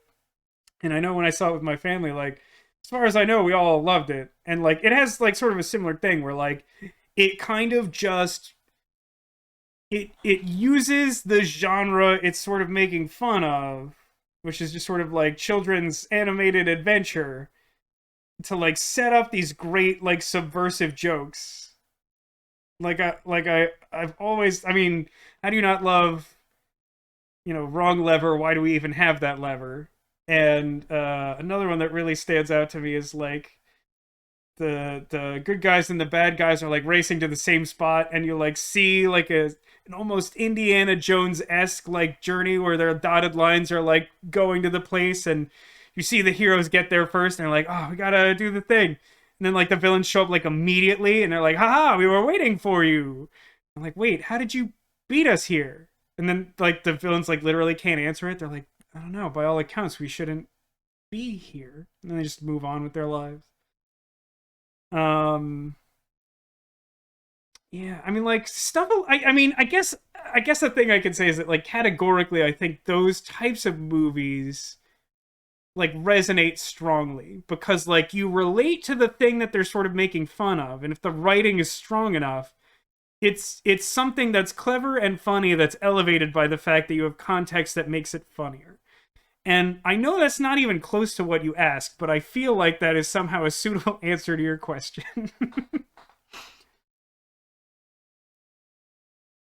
Maybe I'll give that some thought. Yeah, the birthday song is really good. Yeah, it's another just like great like situational thing. And what's funny about that is like the like just like name dropping a birthday at a restaurant as a distraction is like it's like so weird for the genre. It makes like no sense to be in that movie, which like somehow makes it funnier. And it like seems like something that like definitely belongs in like another type of movie, and I don't think anyone else has ever done something like that. Um but yeah. I mean, I would say that. Let me put it this way: I recommend both of those movies to watch if you haven't already. And I guess there's an additional sort of asterisk that, like, just be a mature teenager or adult to maybe watch Austin Powers. It's a little raunchy at times. Oh yeah, that's great too, Sarah. We're like, he's just like going to do a villainous thing, and she's like this like older woman who's like the villain, which is like kind of cool. And then, I mean, it's a little body shaming, but it's still like kind of a good gag where like she's just like, I'm going to get my knife out, and the thing they're actually scared about isn't the impending danger, but like looking at like an old lady's like garter belt. Like, ah, that's not. I don't want to think about that. Uh, Yeah, there's lots of good stuff. I mean, that like just like Emperor's New Groove is a good shout. Mom, my mom is Jam Plats in chat.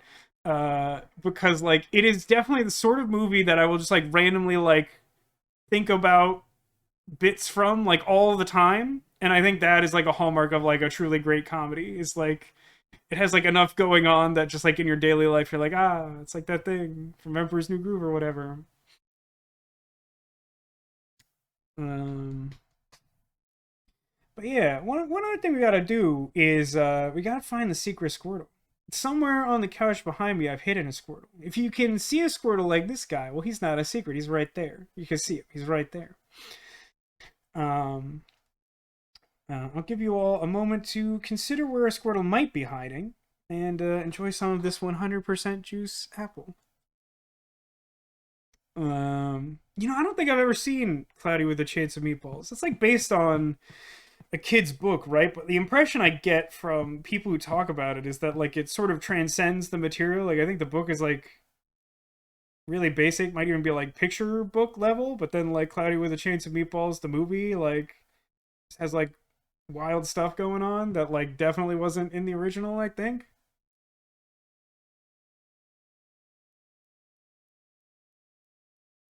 Like science, food puns, and awkward romance. Yeah, pretty much. That's like my jam. Man, tangentially related. I've been keeping up with Survivor the last few seasons. Show is like really good for a reality show. This like, I don't know, like the first one came out in what like 2000, so it's like 20 something years old. Holds up pretty well.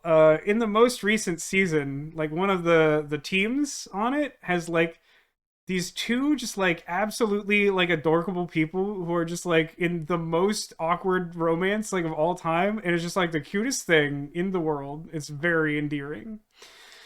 um so yeah, I don't know, if you want to watch a weird reality show, that's also an option. I don't know why I'm just recommending media to you.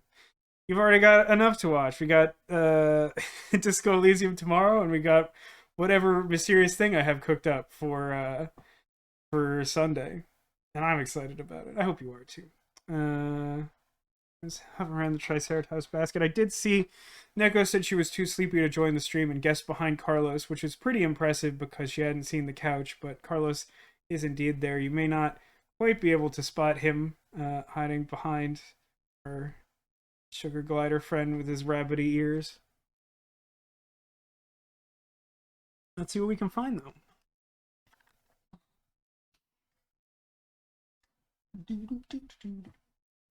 Hey, my legs don't hurt as much as usual. That's weird. Well, I guess we'll start with this very popular Triceratops basket. The Squirtle in there? Can I save myself some time? Look at his little hands. Very good. Inside this Triceratops basket is an angry little bunny. Unfortunately, not a Squirtle.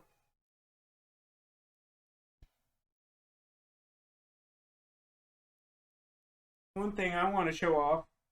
No one asked, but I just think it's fun. I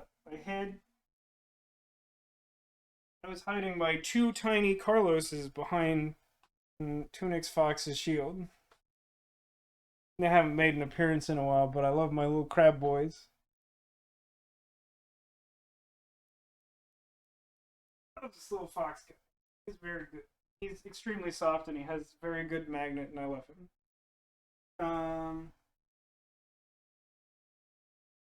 See what's behind Carlos. Well, there's nothing directly behind him, but I don't know if you could tell. He's standing on our friend Angry Octopus. He's pretty displeased. And, like, I get it. Trust me, I get it.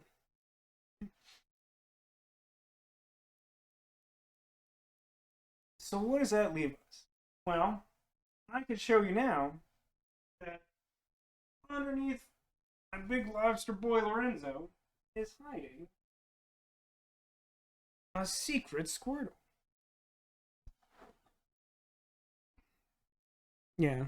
Does it technically make sense for all of the little crabs to be Carlos? No. How could he simultaneously be several different sizes of crab? Does that change the fact that they're all Carlos? No, it doesn't. They're all Carlos. Anyway, thanks for watching. I don't know, this feels like a weird stream. I feel like I'm having a fever dream where I'm imagining that I'm really good at puzzles, and I've just imagined that you're all here to make me feel better, being like, wow, look how good at puzzles he is. I don't know, I just feel weird about it. Yeah, I'll tell you what, like, I don't have space for another, like, huge Squishmallow, probably. If I found a Carlos, I'd probably, you know, Anyway, we'll be back here tomorrow, 6 p.m. Pacific, for our usual Saturday stream and our second installment of Disco Elysium, in which I have almost no idea what's going to happen from this point on. Just virtually none. There was a point where I was just thinking to myself throughout the week, like, sometimes in a game, you're like, well, I don't know what happens next, but I think it's X, Y, or Z, or it's like probably along these lines. In Disco Elysium, I have no idea at all. Like, honestly, if we somehow went to like a space station or like a demon dimension or something, I'd be like, yeah, that tracks. That all seems completely on board with this like weird, like stoic take on French ideas of socialism or whatever. Like, yeah, why not? Yeah, so join me for that if you can, and then and I'll post something about this on the Discord as well. But we'll be back on Sunday with a bonus stream at 10 a.m. Pacific, an unusual time, borrowing my sister's slot because why not? Piracy and all that. And then next Friday we'll be back with whatever game you all choose in the Discord, and then I will be taking next Saturday off. So sort of offsetting a stream a little bit. It all makes sense. I did the math, I promise. Anyway, thank you all for being here. Thanks for being you, and I hope to see you again soon. And whether that is some point for the remainder of this weekend, next Friday, or sometime beyond, take care of yourselves and remember that you are Colossal.